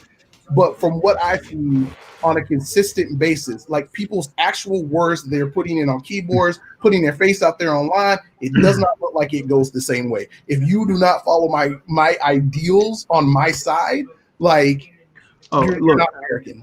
My experiences don't equate to y'all's, but Kath and I, being involved in our community and all that kind of stuff, we've been attacked by local politicians on the right and the left. It's a thing that we've had to learn to deal with. I will tell you that the right's attacks are a lot more hurtful, a little bit more pointed, a little bit more gloves off. They go for the jugular. They're not interested in discussion when you disagree with them. I think that much has been made clear. I don't. Goes for the jugular, Alex? The people. What did you say? At least in our town, that seems to be the case. I don't know how you have a conversation. It's like that dude who showed up in the chat. He came in swinging. It wasn't somebody who had a disagreement. It was somebody who came in with personal attacks. Obviously, that makes conversation hard. I don't know. The only way I know of to deal that is to try to defuse the situation and start having a conversation and plant a seed. You're not going to change their mind, but if you can plant a seed and let them go away, maybe that seed grows. Now, that's not a short-term win, but I'm out of short-term wins on this. I mean, I think we all are. I think there's an acknowledgement that a protest ain't going to change this. Right? Yeah. I think if anything, we're all being made very starkly aware of just where we are at with this country. Like right now, we don't know. Like there's still a lot on the board that's still gray. So we'll go to sleep, and we probably won't know anything until for at least a few more days. But well, hell, they were saying Pennsylvania could be Yeah, we were all hoping to see that the country would look and go, like, okay, we've seen the product of the last 4 years. We don't like it. We were expecting to see a blue wave, and to see that crushed expertly it hurts. It hurts a lot. I don't quite know. Like I said, I have personal family members who are Trump supporters, and no matter what happens in this election, I still have to see them at Christmas. I still gotta, like, they're still family that I still have to deal with them on some level. I have to tell you, the only way that I've been dealing with it for the past couple of years, being in close contact with a Trump supporter, is by basically not acknowledging it, and that's not a healthy thing to do. Every time we've ever talked, like I go, kids in cages, and they go, good, don't bring your kids here. It's like, oh, all right, I'm done here. There's nothing else for us to talk about. Like, what else do we have to say? Like, I don't have kids. I don't like the idea of kids in cages. That's a problem. You had kids. You are cool with it. I don't know what else to say. Like, we're out. They're not giving you a lot to work with. They're not really giving me a lot to work with. So it's just like I don't know what next to do. I do know that I like I said before, you just have to stand. Just stand. Look, I think you can't. No, sorry. Go. No, go ahead. I wanted to ask a personal question, but please continue the conversation. Well, I keep going back to values, right? And I don't want to sound like 2004 value voter kind of thing, but for me, that's really what this is. It's not about policy. I'm looking at character. Yeah. And I'm looking at who can speak to the other side kindly, and who can show grace to people that they disagree with, and who can bring people together, and who can practice the art of politics, not just be a bull in the china shop that pisses everybody off. I don't think that's the job. I don't see what good comes out of it. If you're somebody that wants judges, that's fine, but like, you got it, but you know that there's going to be retribution for that. Like, you're just creating a situation that people are going to respond to in an equal way. That pendulum just goes like this. Yeah. From my standpoint, we built the greatest empire in the history of the world on the backs of collaboration, and somewhere along the way that went away. And that's a value. People talk about moderates not standing for anything, and that's complete and total bullshit. I stand for collaboration, right? And you hear people say, "Oh, how could you compromise on your values?" I'm not compromising on values. My value is collaboration. So how do we get back to that? And Brad, I think you're right. I think Trump proved that. That's why we're seeing the GOP change. That's why we're seeing the widening Biden right now. I mean, that's why you have all these ex-Trump staff members coming out in support of Biden. It's not policy. Like, Kasich didn't endorse, Biden for policy.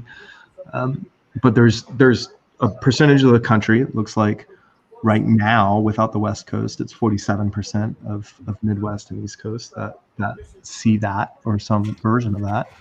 And then there's 50% so far who have been reported that don't. I don't know what to make of that. I really don't. And I understand my view is going to be different than y'all's view, because I don't have to live with the fear that you guys are going to have to live with some of the stuff. It's fear we've lived with our entire lives. Yeah. It's everlasting fate. But the spotlight, like, so here's the thing about that fear. That fear was kind of quiet kept. Like, hey, yes, there's a sense of, if you are what they call a minority, or just not in the majority group that's consistently of white men. So if you're if you're a woman, or if you're a BIPOC, or if you're Latinx, or anybody else, then yeah, there's a fear that you have to live with. But it's not so openly accepted that you have to live with that fear. It's just kind of like this thing that we know exists, but nobody talks about. And then today, it feels like it's so much more in the open. Like, hey, here's this thing that's been happening to Black people. We're like, I mean, it's not new, but yeah, it's happening. We're like, we should have this conversation. And we're like, okay. But then it's one of those, like, hey, if you're going to talk about it, something needs to happen. Because if you talk about it and nothing changed, all you did was bring it to light and say it's more acceptable. Yeah. And that's like that's that fear, to where it's a new type of fear today. Like, it's one of those where I'm seriously, I'm waiting for that person who has that superiority complex and that hate in their heart to feel confident enough to step up to me and think that it's okay, and that there's nothing that can happen to them, that they're protected, that it's justified.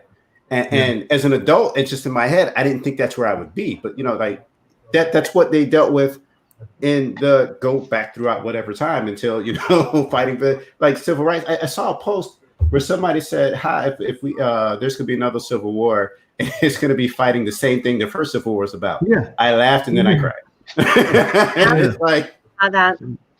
And it's like, oh my God, you gotta be kidding me. David, you and I have broached this topic, but I don't think we've actually ever went into a deep discussion about it. But I've made the comment, and this after I hear you speak tonight, I'm like, I think this is my white privilege talking when I make this statement that I'm about to make, because this is how I've thought. I'd rather have my racists in front of my face, so at least I know who they are, than sitting in the shadows. And when I hear you tell me what you just told me, I like peck myself, because what I'm hearing you say is, this reality that we live in is so detrimental that now racists aren't afraid. We can have these conversations and you can say, this is my experience. And some people are going to say, that's not your experience. You don't know what you're talking about. You're just blah, blah, blah, blah, blah. And some people are going to say, holy shit, oh my God, I didn't know. And then there's the other group that's going to say, and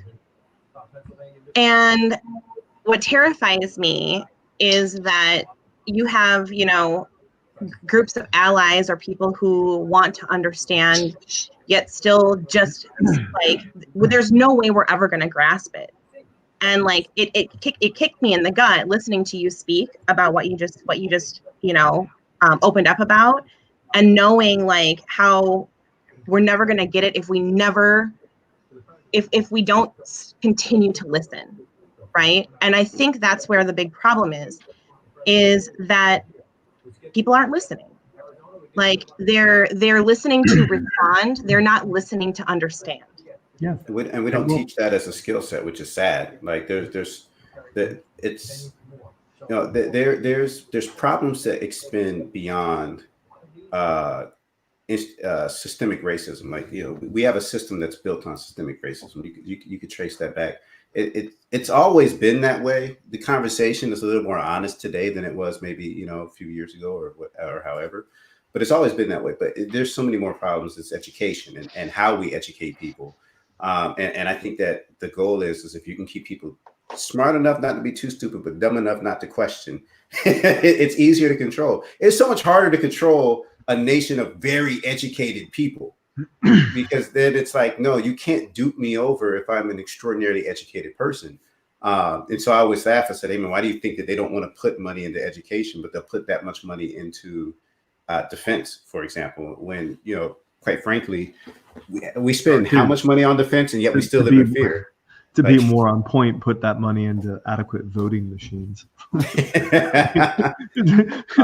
don't even need to go to education. You got people getting pepper sprayed on the way to the poll. Or just using the IRS's existing system as a way to or a million other solutions. You literally can just do that. You don't have to buy any voting machines. You can literally download an app, input your social, vote.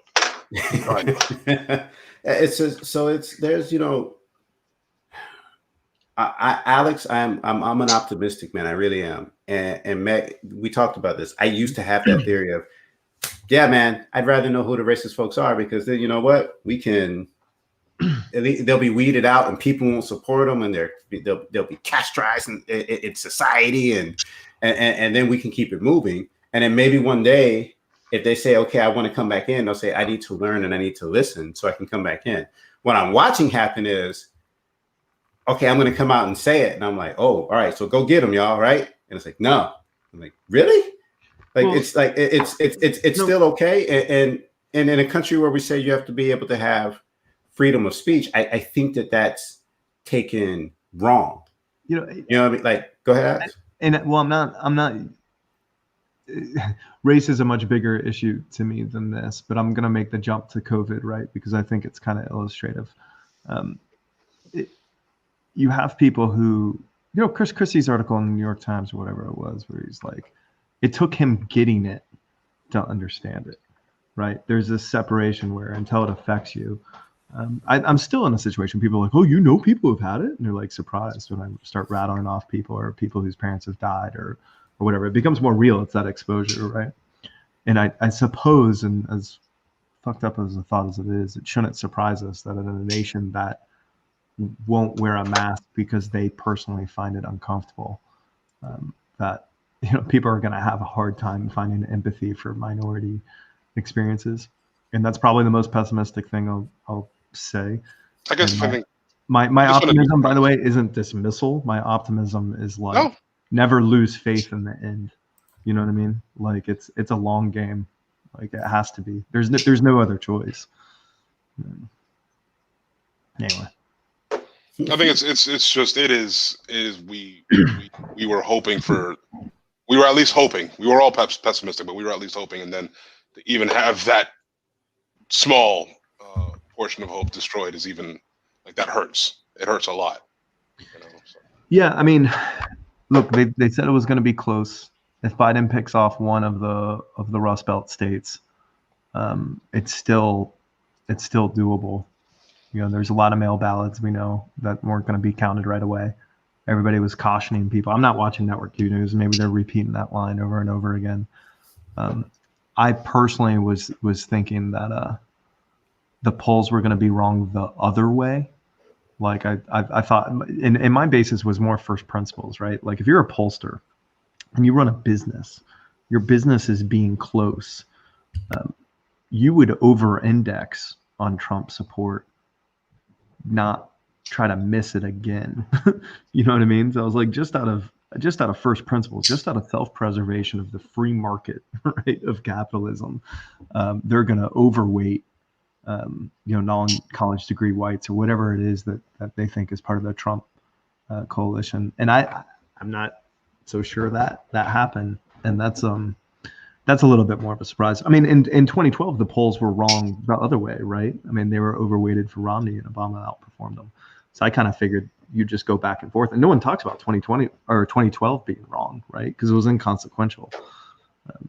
To be wrong but of consequence is going to be very damaging from a business point of view, I would have to think. Except for that guy with this stupid bow tie.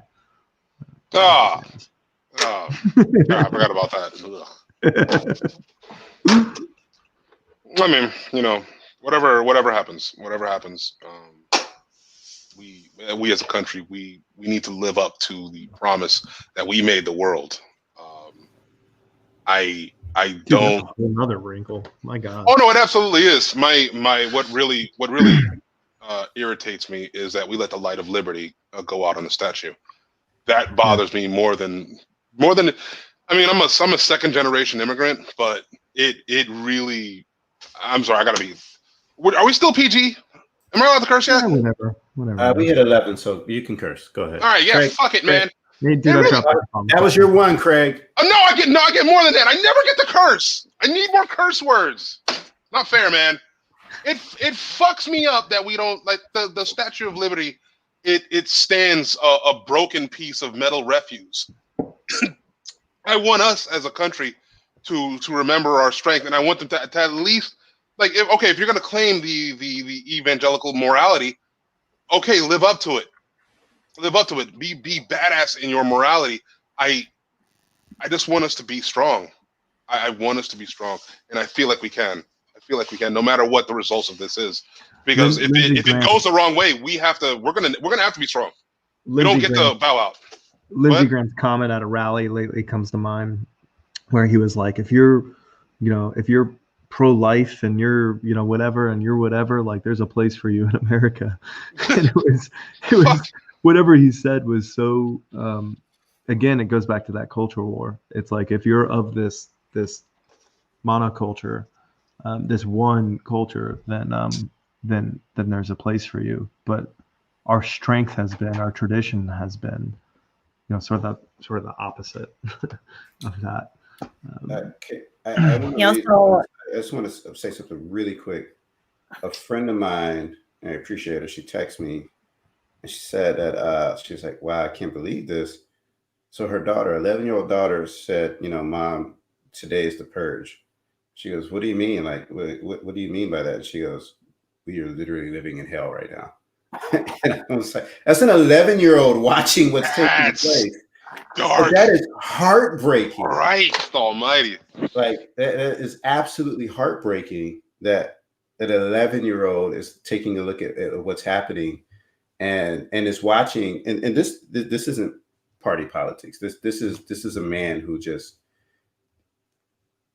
spews out really horrible things before the first time he got elected. But by the way, I will have to tell you this.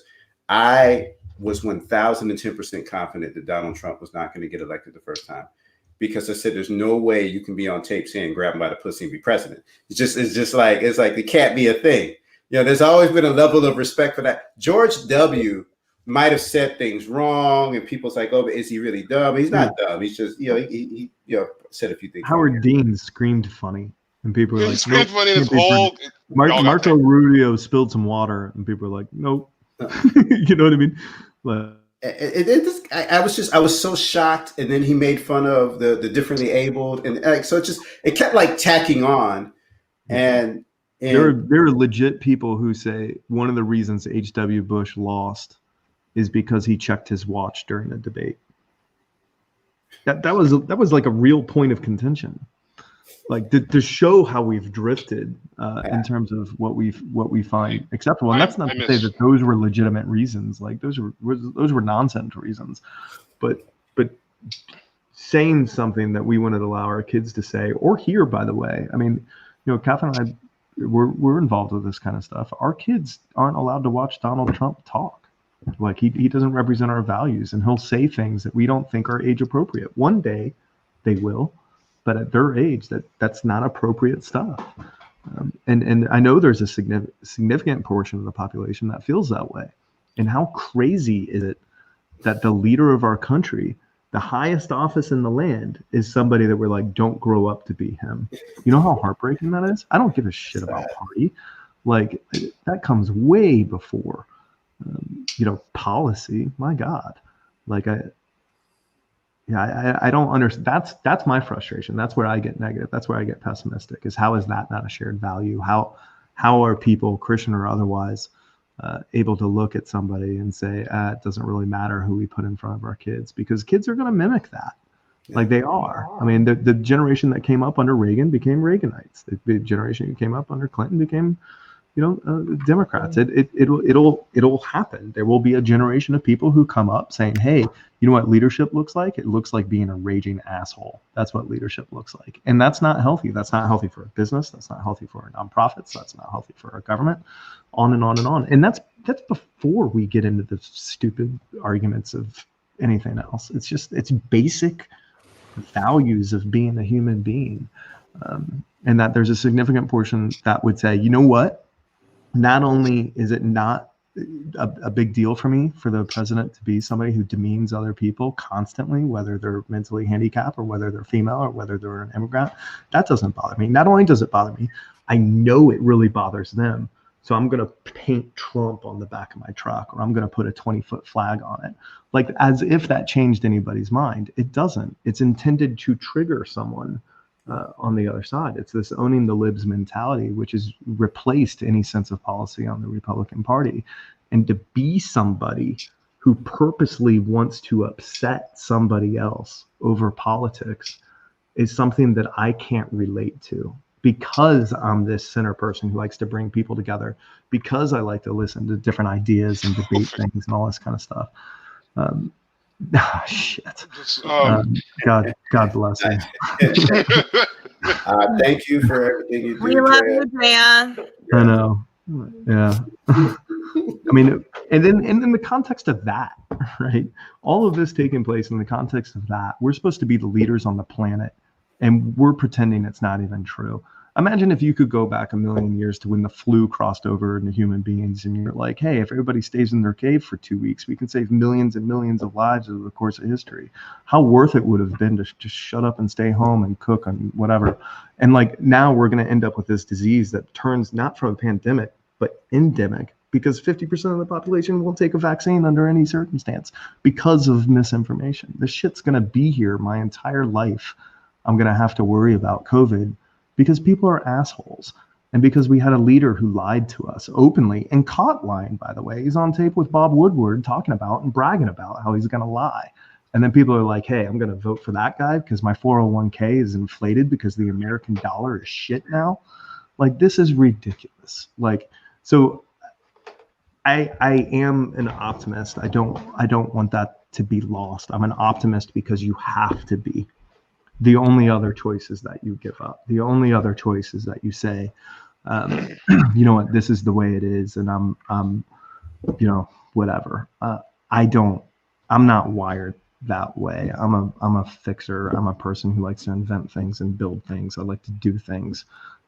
It's not about policy to me. And policy, that shit changes. Hell, UBI came from Milton Friedman, for crying out loud. Nixon almost got it passed, and now that's like the most progressive idea going. This stuff changes all around. What doesn't change is how we treat people, and that's what's been lost. And what I really worry about in a reality where Donald Trump is likely headed to a second term is the left giving up being that force of good and just saying, fuck it, burn it down.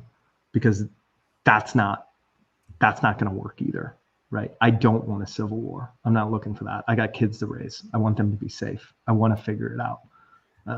Is it weird how many people comment on that without the fear of what that means? So people are like, yeah, there's gonna be another civil war again. No, I hear it from young MAGA people all the time, and it's like, bitch, if you fired a gun, your ears would be ringing for a week and a half, and you'd be crying. Like, a lot of these people have no idea what they're talking about. They have no idea that a significant portion of the population would die. And it would probably be them, by the way. It would be these young assholes walking around in Hawaiian shirts. It's not going to be my old ass. Nor do they care, Alex. That's what's even more terrifying is they may not realize, but even if they did, many of these like rah rah rah fuck feelings Trump 2020 people don't care. No, they really don't. I don't think, and I go back to this. I know I said this earlier. I'm not convinced it's a majority of Trump supporters.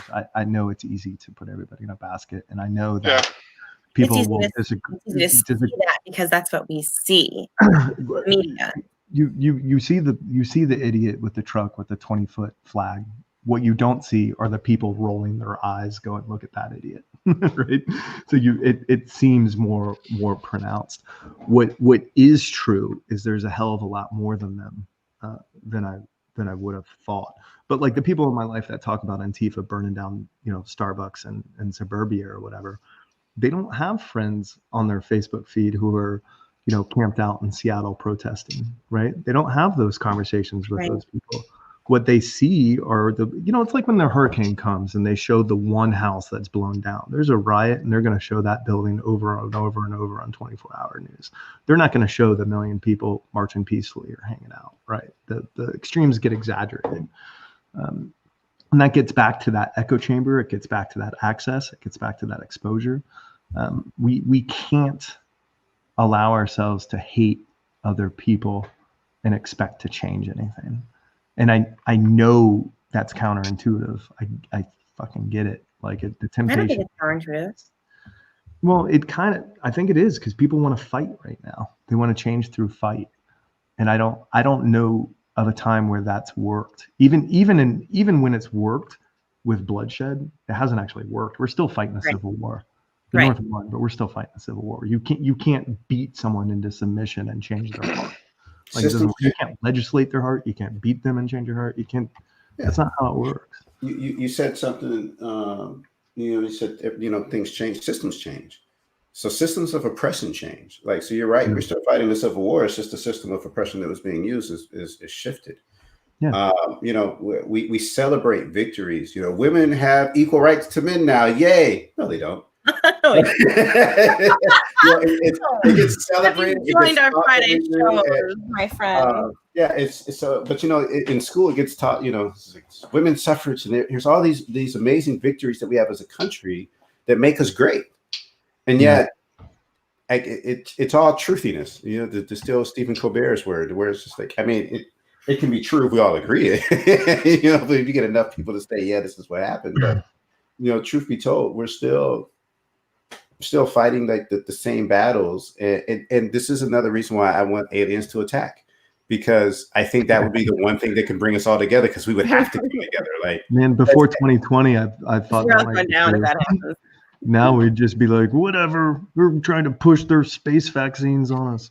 Oh my God! Where's your space Jesus? Because I can't. We just fight something else. One of the things, and largely honestly because of your show, not because of your show, because of everything going on in the world.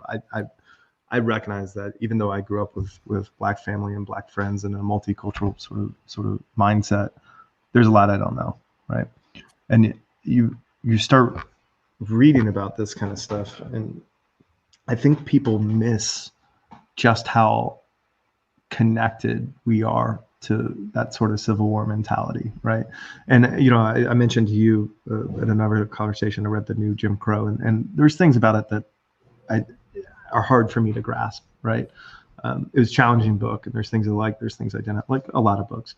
But what also occurred to me is when you start in a separate thread, learning about the Lost Cause, right? Daughters of the Confederacy, where they start building all this kind of stuff, and it's to restore the honor of the Southern, soldier and all this kind of stuff. And that's where all the bullshit that I was taught growing up about, what the Civil War was and wasn't. I mean, I didn't read the state's declaration of secession until I was an adult, right? Because you go to school in the South and it's about, taxes, it's about this, it's about that. Oh, and slavery also, But like, I think that culture war, they made it about culture, right? They made it North and South. They made it about culture. They made it about honor. They made it about, all these different things instead of the cold hard truth that it was about owning other people, and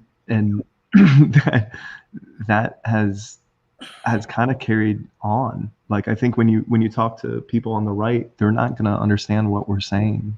They're going to think that they are the force. They are going to think that we're the dark side. They're going to think that they're fighting this good fight, against whatever.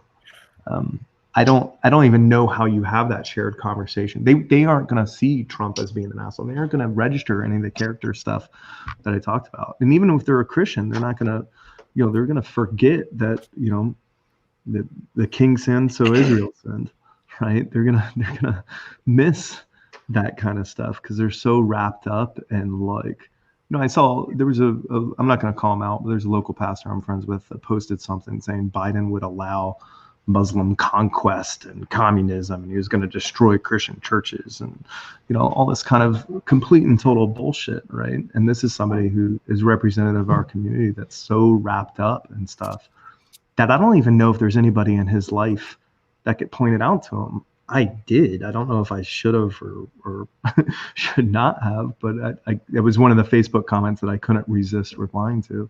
But how do you do that in a way where it's receptive and doesn't just cause people to, dig back in? All of this stuff is what we have to figure out. We have to figure this shit out before, you figure out protests. I mean, I go back to, you got to ask questions, and to Alex, to your point, I don't know if I can tell somebody who has that mentality and who's been that indoctrinated into their belief, because that's what it feels like, that they're wrong. But I can ask questions with rules to try to help them identify like why they feel that way or why they think that's right. And when I find this, that's the challenging part. And the rule, I said this on another call we had. The rule I always said is like, hey, you can't use whataboutisms. You can't say, well, what about this? You can't escape from it. Let's have this conversation. Let's stay here. If all you're going to bring to the table is what you hear on Fox News, I'm going to challenge you and ask you questions to go deeper. And if that pisses you off, you should ask yourself, why does that make you mad? Like, why does it make you mad to say, I want to know what your opinion is, not what you heard from somebody else? Or if you want to say that's your opinion as well, what's the facts that are behind it? And if that pisses you off, I'd rather address that than going back and forth with the battle. So that's how I choose to go after it, because then it's like, hey, let's dig into what's driving these feelings here. And the conversations have been more interesting because then it's not this battle of I'm right, you're wrong, and let me show you. And it's more of a, that's interesting that you feel that way. Why is that the case? Like, why is this pissing you off so much that I'm not allowing you the escapism or the very Soviet tactic of what about this, which is very un-American. Right.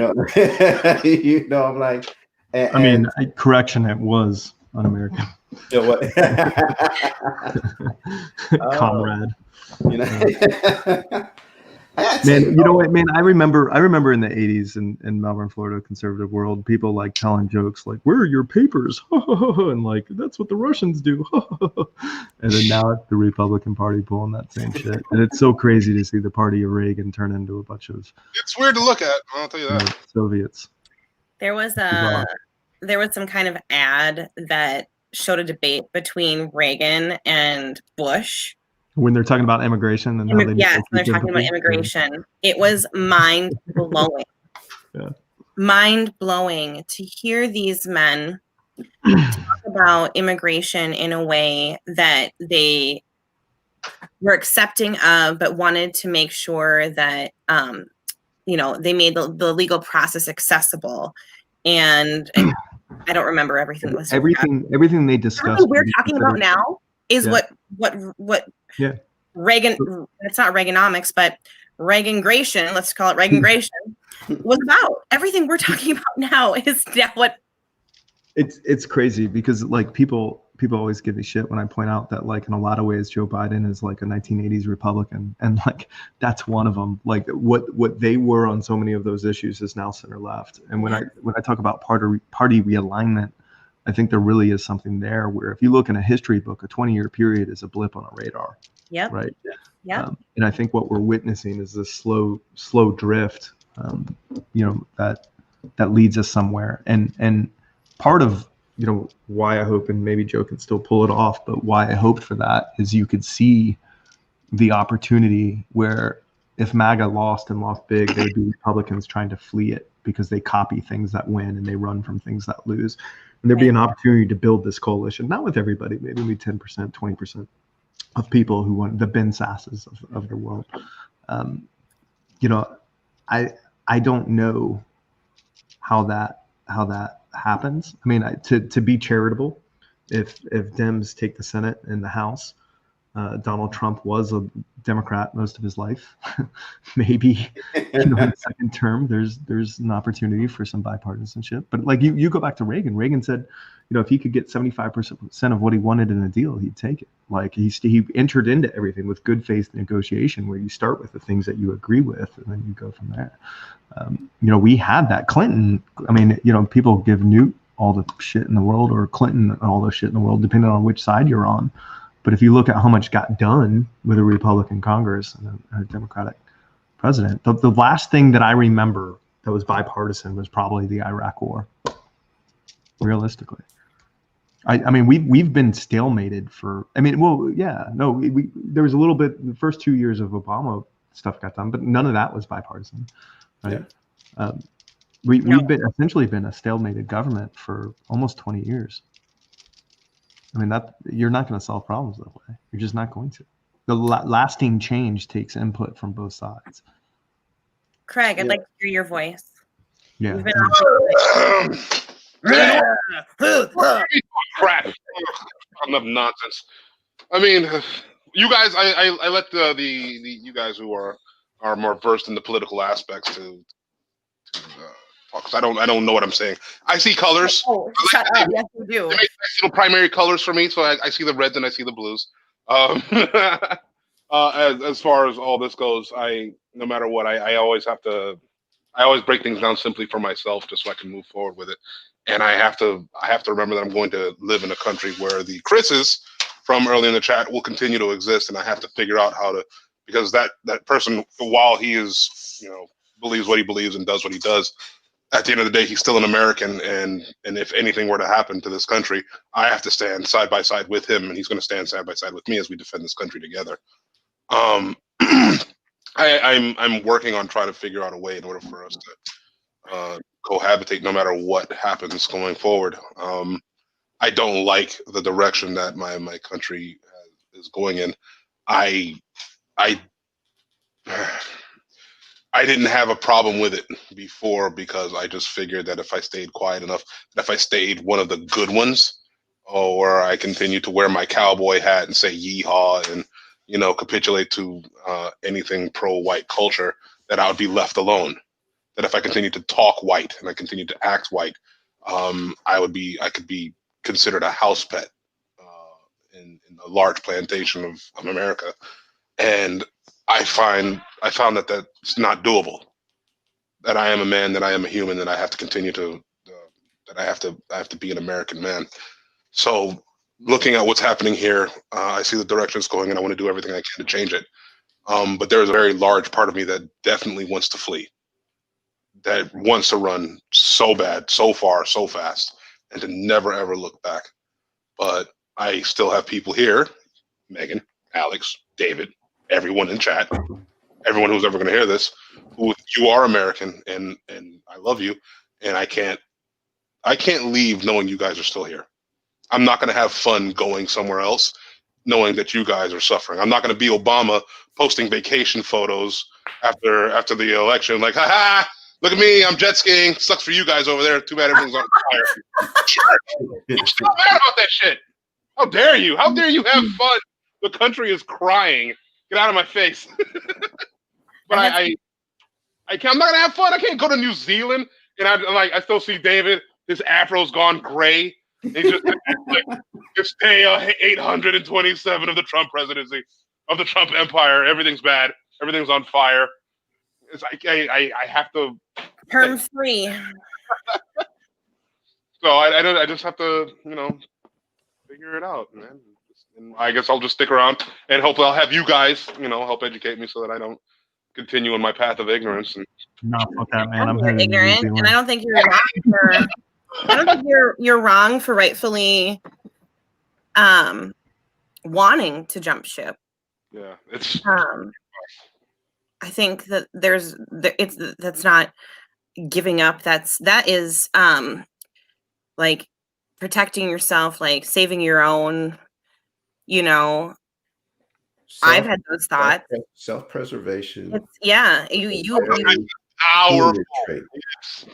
It's brutal because it's the first thing you as soon as you wake up and I had to turn the news off on my phone as my morning alarm because you cannot wake up to and Trump did this thing today and it's just like, oh, nobody stopped him. Okay, cool. I guess this is our new reality here. Let's go ahead and do this. The want to run is so deep right now, but I just can't. It's not running though. Like running is like when you see the problem and you immediately about face and turn and go, right? Yeah. None of us on this call, and Alex, I don't know you whatsoever, really. I think, we probably interacted a little bit in some of the comments on the show. But I've become virtual friends with Craig. Because he's like my dude, and he cracks me the fuck up, and I hope that I crack. I love this guy, and I've known David for years. So, but it's not like any single one of us has just been like, I'm gonna be an internet keyboard warrior, and I'm gonna say fuck this shit. And sorry about my language, everybody out in the world.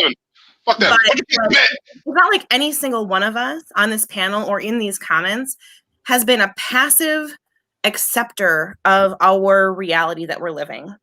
I know that for a fact. Every single one of us has actively worked towards understanding, activating, protesting, educating, working with others. It's not like the work hasn't been put forth. So if anybody who's done the work and has legitimate fear for their physical safety, mental safety, were to say, I'm gone, it's not because anybody's abandoning or jumping ship because they didn't put in the effort.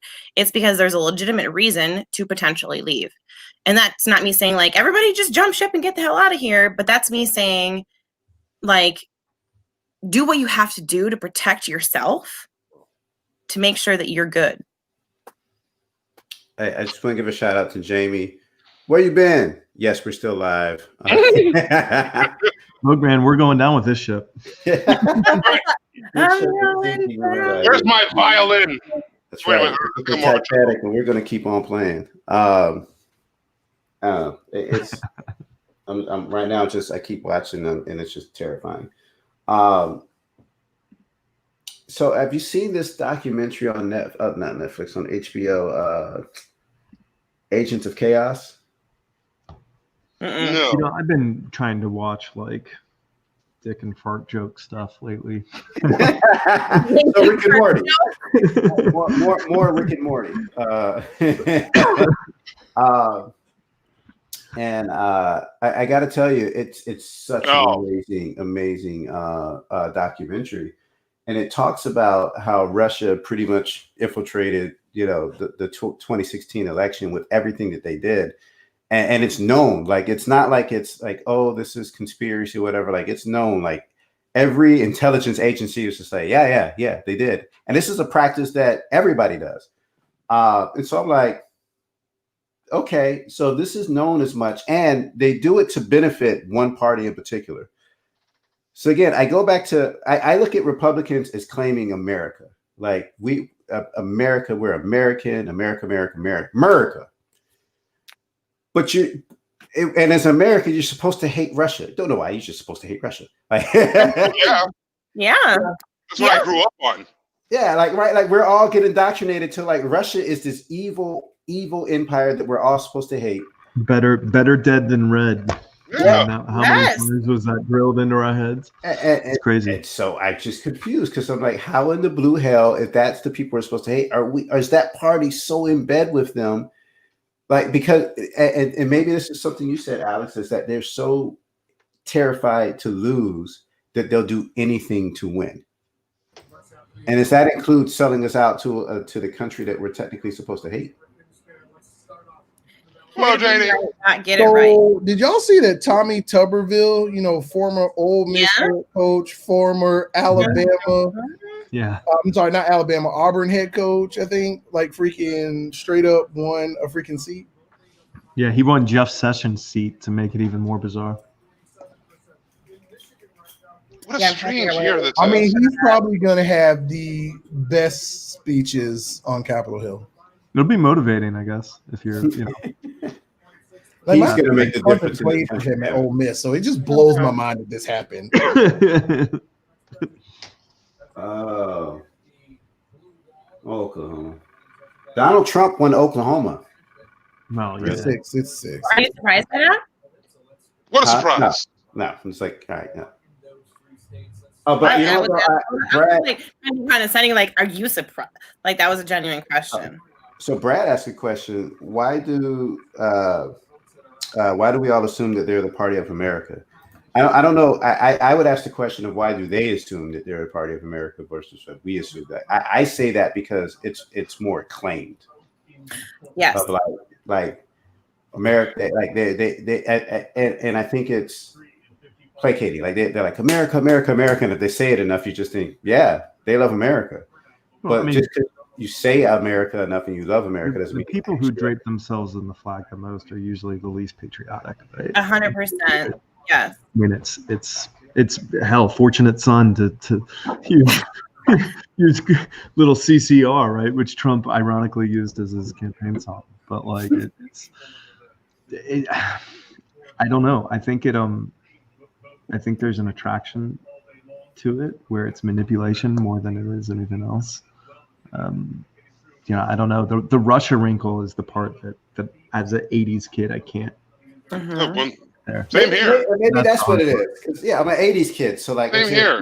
I thought we hated the Ruskies. Like, you know what I mean? I'm just like everything in like about them infiltrating says, nah, like we would never let that happen. We would fight it tooth and nail. If one thing ever united us, it's going to be our hatred towards the Ruskies. Like that's what makes us come together as a country, and it just does not matter now. And are we that far gone? Like, well, I think they're trying to make the new one China, right? And that's just a lot more complex economically, right? So you can say that you hate them, but then you got to subsidize farms more because you're going to use tariffs, or like it's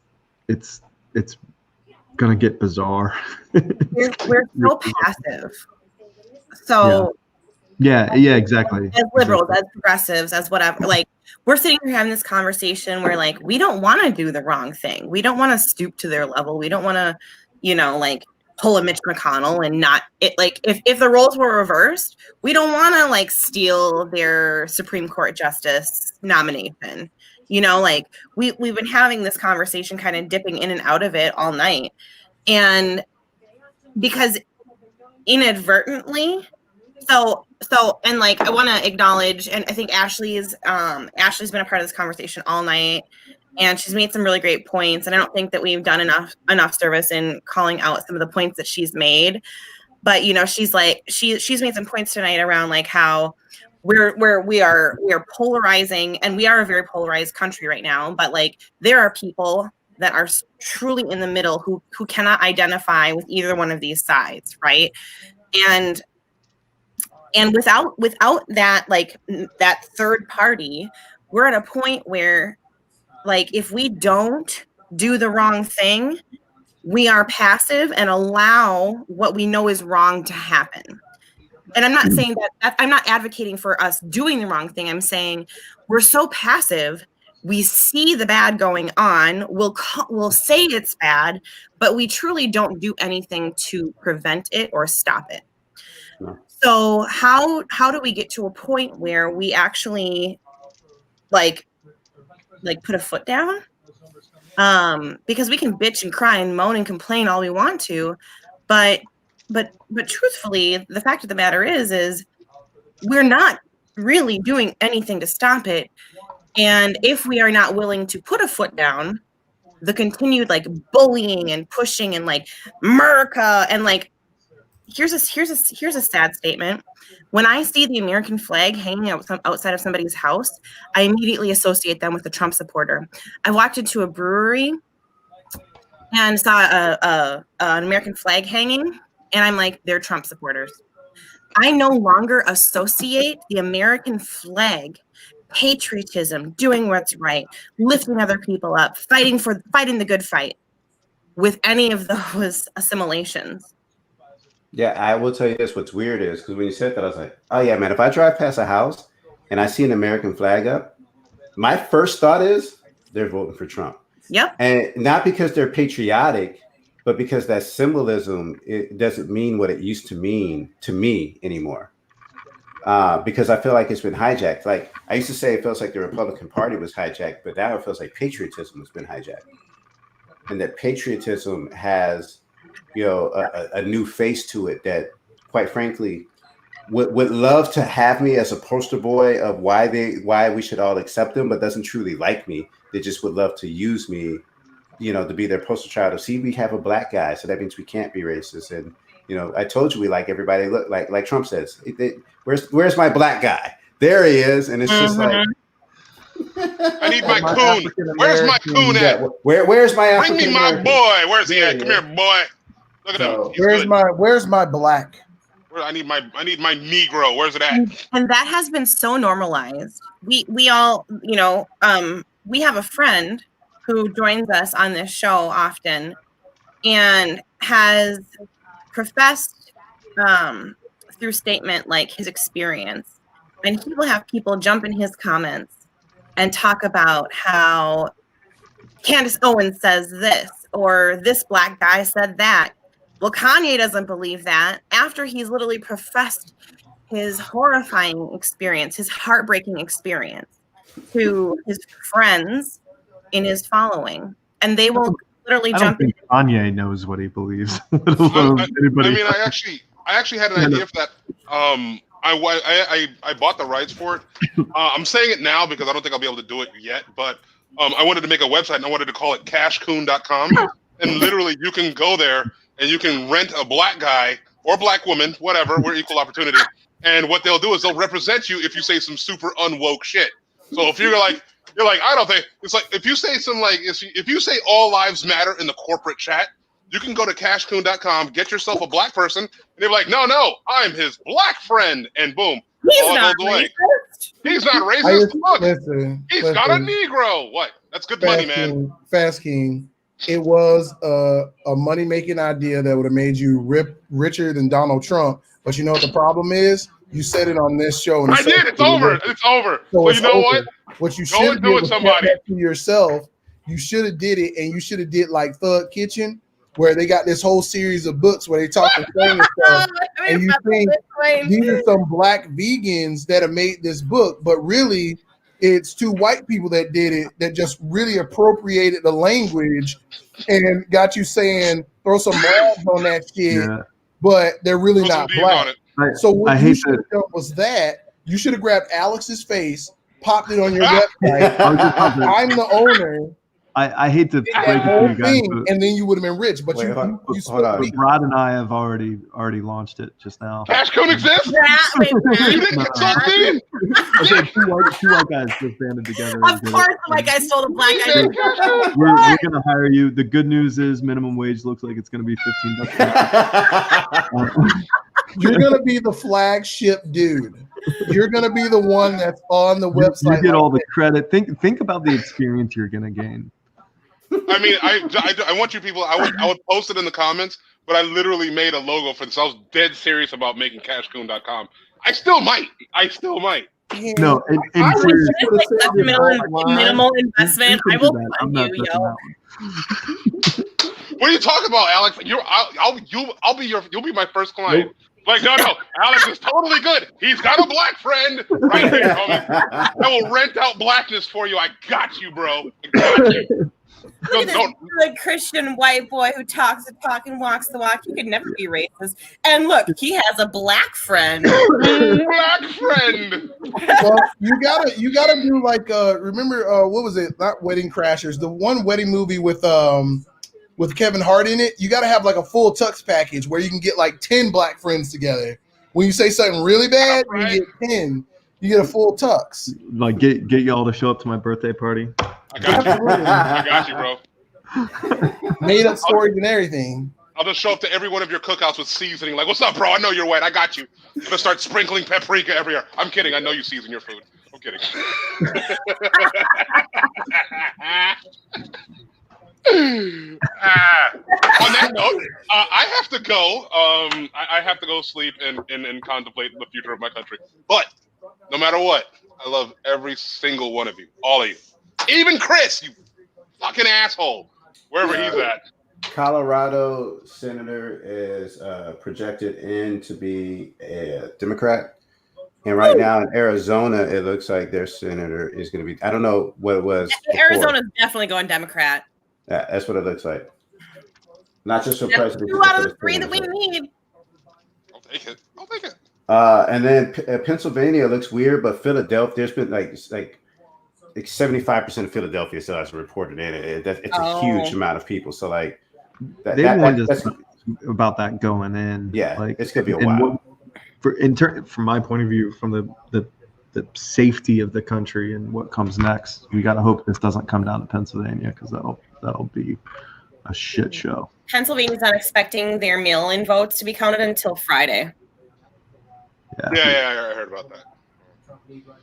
Listen, now, do not stay up. Do not stay up watching these tickers. I'm telling everybody here in this chat, including this panel, go to bed. I know it's going to be hard. Listen, Craig, you know what I'm doing? I'm working on my Kegels right now. What do you think I've been doing this whole time? You're not seeing me suddenly like jumping up and down slightly?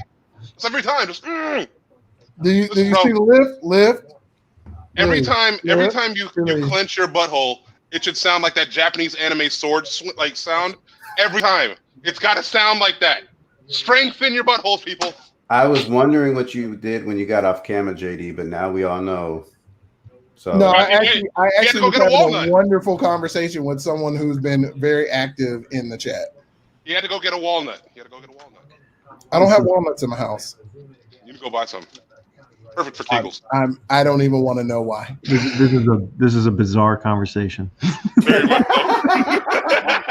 Like anytime this is what I'm here for. Are in the same vicinity, like the conversations are going to go bad, and they usually we are not okay right now. But we're live. So, but David will tell you they get worse if we're in person. Dragon Con 2 years ago. This is. I'm on my best behavior right now. You really are. I said anytime I ask a couple of people, certain people on the show, we have the conversation about the type of behavior that's acceptable on this program, and I appreciate them, because as much as I want people to truly be themselves, no, you don't want that. The world's not ready for that. You don't want that. There's a lot of stuff I say and nobody's allowed to hear it because it's weird. Democrats have the Senate right now. Weird, 40, they're tied now, 43-43. Oh, is that a good thing? I guess that's a good thing. That's a good thing, right? That's good. Well, so far, yeah. Quit selling me out, Ryan. Go to bed. Is Ryan your brother? Yes, Ryan is my brother.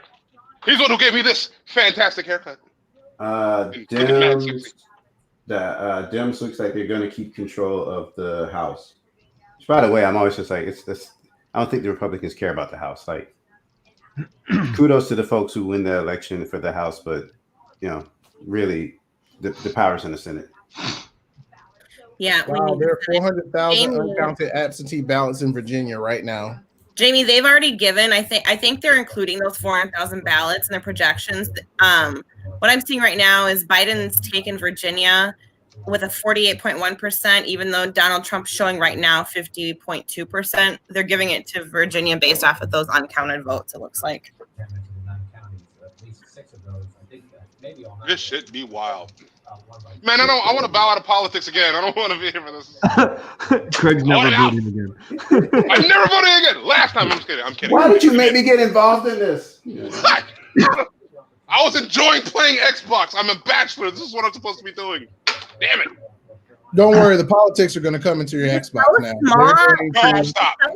They're going to tell you. They're going to tell you how much you can play per day, and they're probably going to. Will.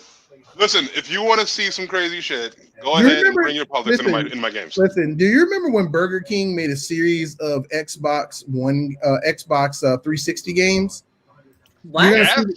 Yeah. No, I don't remember that. You're making that Burger up. King made like 5 different games for the Xbox 360. I'm just telling you, Trump's going to make a game. He's going to call it Ass Kicker. Good night. I love all y'all. Bye. No. If he's making a game, it's going to be called Trump. It's going to be called Trump University because he already made it. You like sell steaks or something. You borrow a shit ton of money and sell steaks. Yeah, come to my virtual. It'll be like Sim City, but like when you like build stuff, but you don't repair it. It'll be like Sim City, but you like make sure that you talk about how great the American worker is, but you find some immigrants that are in Central Park and you have them do it for like a percentage of the price, and then you call ICE on them and put them in jail so they can't sell. Right after the job's done. After the job's done. Yeah. So what do you guys? What's the plan here? In 14 minutes we're calling it. Or 16 minutes, I can do math. Like we won't go past midnight. I mean, at this point. Yeah. Look, yeah. I think this is going to be one of those things where if they're not calling, I'm going through county by county trying to figure out why. But some of these states like North Carolina is 95%. They're not calling it yet. Georgia's 74%. They're not calling it yet. Florida, all this. None of these look good for Joe Biden. Texas. But there's something I'm missing on the county level, and not being someone who watches network news, I don't have some guy trying to tell me why. But like, I know Pennsylvania said they're not going to start counting mail-in votes, or they're not going to be done until Friday. We're going to see that result change drastically. Right. I think that's true in Michigan as well, but I can't remember. I have no idea if it's true in Wisconsin, but that kind of stuff, just about everybody on the Joe Biden side voted by mail, right? So what's that breakdown? I have no idea, but it's very clear that this is going to come down to the Rust Belt, and that's not going to be decided for a while, right? And if it comes down to Pennsylvania, it's going to turn into Florida 2000. Yeah, I don't think that we're going to have any real results tonight. No. Like you mentioned, there's a reason why North Carolina is not calling it at 95% that we don't understand. They're like shit's too far along at this point. I mean, a 95% in North Carolina, and they're not showing for Trump, but they're not calling it. By 2 points, you think you would call it? Exactly. I don't know. I'm not educated enough to know what's going on, but I do know that they're not going to. Ohio. Yeah, Ohio's at 88%. We're showing 53.2 for Trump versus a 45% for Biden, and they're not calling it. If you look at Trumbull County, which is a county that voted for Obama and then later for Trump, he's actually doing better than he was in 2016. So you're looking at Obama County going more Trump, which suggests some sort of turnout situation that was missed, probably. Something. That kind of stuff is where it gets super interesting, but that's also where I don't have access to the information. I don't know. Here's one thing that's good though. So I know that Trump came in and said he wasn't gonna call it early. Well, he doesn't have the opportunity to call it early at this point. Although at this point in 2016, he was in this very similar position, And at fucking 2 a.m., I was crying my eyes out when I woke up to Trump being president. So I know the idea of 4 more years is not something we're all ready for, but we made it. Technically, we made it. But we made it. Like we're all, we all hate each other in cities and probably, went into, I don't know, political depression, but we made it. I'm trying. There's a show on HBO called. I'm trying to look for some sort of. I know you were trying to look for some hope. Right now, I'm blaming my lack of panic attack on you. So thank you. Well, if you want to add to your panic attack, there's a show on HBO called Years and Years. Great show, by the way, absolutely great show. But it starts. Yes, and it starts off with like Trump finishing up his second term. But what it means and here's what's great: the show's not the show. Yeah, I know. But the show's not. The show's not based out of like following an American family. It's based off of a British family, but it shows the effects of what America going down this line does to the rest of the world, and that's how powerful it is. And I'm like, so like that would be a really great show. Which is why Americans typically, really only think about ourselves. Oh yeah, I was like, I wish more people had seen this show because I truly believe this. Other parts of the world are watching this like, what the fuck are you doing? What the hell are you doing? And we're like, you don't know. They're saying we're going to build walls and not let you fly to us because something's wrong with you people. That's what's happening right now. You guys are the zombies. We stay away from you. We're the Walking Dead. Mm-hmm. Hopefully, yeah. Here's a last question. If Trump wins again, so I know like when last time they were like, well, white women helped him get in office and he didn't have the black vote or whatever. Like, who do you think? Do you feel like there is a group that is either not coming out or for some reason, strangely, is going to support him? It's Lil Wayne and fucking 50 Cent bitch asses. 50 Cent recanted, but it was a weird situation. Let him show me his ballot. No matter. Like everybody recant and everybody talking all this smack, and you watching what's happening right now. All the people that are like, oh no, this is crazy, and then it's the silent ones that are fueling this, right? And we don't know what that group is from. But all I'm saying is a lot of people say a lot of stuff online and type a lot of stuff, and their audio ain't matching their video. There are also visual Biden supporters who vote for Trump. Well, of course. I mean, because they know how horrific it is to assimilate. To assimilate, is that the word I'm looking for?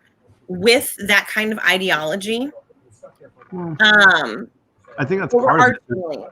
I also think there's casual people who follow politics casually, right? And they're not as passionate as we are. And they don't want to have the conversation. They don't want to argue it. So they're going to tell you whatever they think gets them out of the conversation. Exactly. Yeah. And I don't think that's particularly hidden agenda. That's just people not liking conflict, right? And I think we're seeing something in the polls that I mean we'll find out about turnout model, I guess, but I'm shocked that they didn't over-index on Trump going in, like just saying, okay, a ton of white working class voters are going to show up. Jamie, hold on a second. Jamie had mentioned her family in Sweden laughs at us. Jamie, if you're not in the group, if you're a girl who likes to travel, join the group Girls Love Travel, GLT. You will be crazy, like appalled at people who ask this question about, like, I'm traveling in the US, like what do people from Sweden or wherever, if you're international, not from the US, like what do you think about what's going on right now? And the responses are absolutely like mind-blowing. It's numbing. So Jamie, girl, get on that. If you like to travel, get on that group. If you don't. because it's just a bunch of like memes and stuff. But and good information too if you want to go places and ask questions.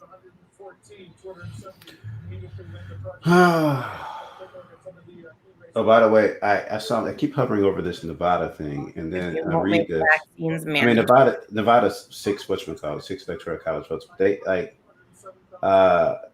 they have until November 10th for their mail-in ballots to be counted and like arrived and counted. Great. I was like, oh, well, look at there. Texas is November 4th. Florida shit needs to be in already. Let me see. So Nate Silver is saying basically there's a 2 to 3 point polling error in places like Georgia and North Carolina. So the issue in the Rust Belt is mail-in votes. Michigan and Wisconsin probably, according to him, he said Biden could withstand a 5-point polling error in Michigan and Wisconsin, but it would probably put Pennsylvania into recount territory, which is going to turn into a nightmare. So the reason a lot of that stuff is done is the mail-in votes, which everybody was cautioning everybody about, saying it was going to take some time. And the election day votes were going to be lopsided towards Trump. Not that that's a good situation, but which is why I was hoping, Florida didn't Florida, and I felt like if Biden won Florida, this would be moot. Listen, Miami-Dade County, I'm telling you, it was going to be rough. Like, majority of your Cuban and Cuban Americans are going to vote Republican. That's just how they vote. And like census data, hell, just driving down there, like there's a lot of people that are there. So like it doesn't, when you say Florida's going to Florida, it kind of it's funny, but it's not shocking knowing the demographic that lives in that state. Like it doesn't. Right. Yeah, totally. I'm actually not surprised by. Yeah, I'm not surprised by Florida. The only thing I'm surprised by so far is the Midwest, seeing it happen again because of the way 2018 shook out. Because Joe Biden is not a Clinton. I mean, the line that I've been using with friends is how many votes is not being a Clinton worth, and my guess was it was worth more than 75,000, and that appears to not be the case. I mean, you're talking about not in Florida. Well, not in Florida, but I mean in the upper Midwest specifically. I think there was a lot of people who they just weren't gonna vote for Clinton. They associate that with NAFTA, and they're just not gonna do it. So did Barack win Florida twice, or I know he won the first time. Did he win it the second time? He won it twice. Yeah, Romney was projected, but Obama ended up carrying it. That was one of the big polling errors. But it ended up not mattering. But they were massive blowouts. So anger is addicting, right? Like it really is, man. I've had moments in my life where, and recently too, like within the last probably 3 months, where I have been like wanting to just like my mouth is my venom. Like I will hit you harder with a word than I could ever if I were, like double the size, like it's just how I grew up. Like in my family, whoever could cut you down the hardest with their words was the winner, and so I've worked very hard to overcome that type of like mentality, and it's extremely difficult because you get sucked in, man. Like when somebody gets you going on that hate, on that like power trip where you are like spitting venom at people, it's hard and it's addicting, and to be able to like consciously stop that, it is like something else, right? I genuinely believe that while people inherently want to be good, they get wrapped up in this cycle. And it's not who they want to be, but at our core, it might be who we are, right? And at our core, it doesn't mean, so like I've been talking with one of my girlfriends, Allie, about this Enneagram thing. and I'm an 8, and like it is an anger based one of the numbers, you know, it's like 2, 3, 4, 5, 6, 7, 8, 9. I don't know. Anyhow, what I'm saying here is like the triggering and the cycle of anger that is perpetuated when you get sucked into like getting to your core is extremely hard to overcome if you are not constantly actively working on it. And getting sucked into it with something like this and this politics, I don't want to believe that people are inherently bad. I want to believe that we inherently are not incapable, but at a deficit to control our inherent, ingrained natural responses. And because it has been actively released or shown to be acceptable, it's becoming more and more easy to kind of like be pulled that way. And I think that that's why we see some of these like people who don't want to confront or get into these conversations, but are easily swayed into that natural tendency of anger and that cycle of abuse. It truly was what it is. But there's hot anger and there's cold anger. Right.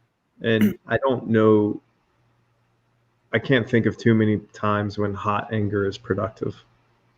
Right. And cold anger can be dangerous. It feels good in the moment to the person. It feels good, but it's not productive. Cold anger can lead to resentment and to bad places on its own, but cold anger can be channeled. So if you think about Obama, don't boo, vote, that's kind of the mindset, right? And I think, I don't think allowing, there's nothing wrong, I mean, emotions are emotions, right? But I don't think being triggered solves anything. It's just going to drive you to madness. Oh, there's a mindfulness practice that we all have to develop. That's a skill, Alex. Like to be able to overcome that. Meditation, therapy, a significant amount of self-reflection. Like when I say that I was angry and vindictive and like I would consider like my past self, my high school self, a pretty evil person, not a Trump supporting type, like, and I want to be careful not because hateful. I'm respectful of especially some of our commenters, but like those who are very able to overlook the hatred and vitriol that Trump spits. I like would not have ever aligned with Trump. But everything that he stands for is everything that would have sucked me in so hard. So I would have denounced him at the same time, like acting like a complete and total raging bitch. So it takes, especially depending on how you grew up, because I had a messed up like upbringing. It takes a lot of time to overcome that. And we are not equipped with mental health resources or taught to self-reflect or even acknowledge our deficiencies as humans because nobody wants to be weak. So I think like self-awareness and self-accountability and that reflection and definitely, mental health resources help you become a better person and understand how to channel those feelings. But man, both that I think you said the cold and the hot, like all embodied in Trump. Yeah, there's an aspect of that with this where people are, we were making jokes about PTSD from 2016 shocking everybody. There's a mental health aspect to this that I think will be large for a lot of people. I don't have an answer to that. I don't even have any ideas. For me, I guess what prevents me from hot and cold anger, I'm prone to hot anger, but what helps me get cold is constantly challenging myself on what am I missing? What do I not see? Right. And treating it like a point of curiosity, like how can I learn, and shit, I don't know. Like this is a whole new thing. I look at it and it's like, okay, I got a 9-year-old who was sitting here with us for 8 years of his adolescent life. He'll have a guy making fun of mentally challenged people on a podium and saying negative things about women and brown people and whatever else. Counteract that as a parent. That should make you angry. You know what? What blows my mind There was a time in politics that a dude went, "Wah!" We talked about that earlier, dude. Yeah. Howard Dean's career was ruined because he yells funny. And granted, it was funny, but it shouldn't have like disqualified him. Marco Rubio drank a bottle of water funny, and people were like, he'll never be president. I just as a heads up, I figured. So I just listened to a really quick why they haven't called Georgia yet. Mm-hmm. There's a shit ton that's still coming out of the Atlanta metro area. That it's just it could be a huge swing to get a much tighter race, and it may not push, it might not push Biden over the edge. Now that's I'll take tighter. Tighter is good. That's what I'm saying. So we'll see. Yeah, we'll find out. It's going to be interesting. There's some stuff like that in North Carolina. What? Trump got Ohio. He got Ohio. They called it. Yeah.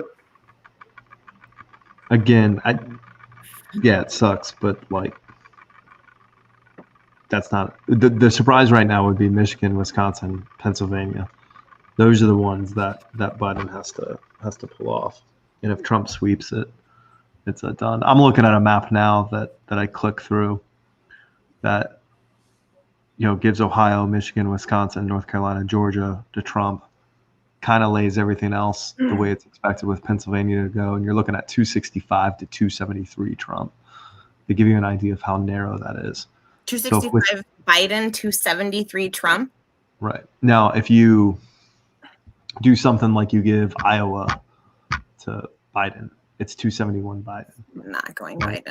If you give Wisconsin to Biden, it's 275. Like we're in razor thin, historic razor thin margins. There's one play on here where it could be 269, and decided in Congress. Has that ever happened? There was a brokered one. That is that what led to Jim Crow? When was that? What's the timeline on that? I know it was like 1876. They were worried about like dueling inaugurations or something like that, and it got super crazy. So yeah, we'll find out in the morning. It's going to come down to those mail-in ballots, and I don't know enough. Yeah. I don't know enough information about it. I don't think. I think everybody was hoping for a surprise flip, so it could be called tonight, and we could all go to bed. But that was probably unrealistic. Every expert in the world was telling us not to do it, and the temptation was just, NBC is projecting. Oh, Biden wins Virginia. I mean, Virginia's called already. Yeah, Virginia was called a minute ago. Yeah, that's not.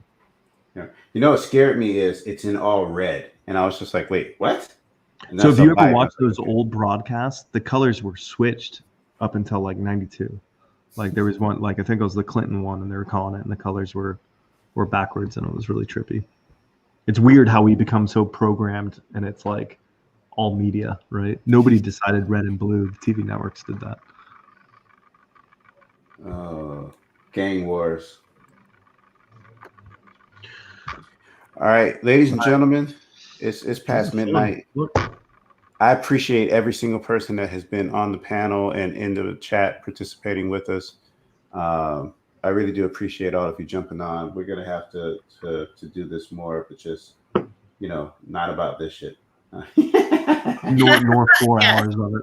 Yes, and which is dope because like our stuff is typically like an hour long, and it's like, all right, well, we're gonna roll. We blasted this for 4 hours. This is almost DC fandom again.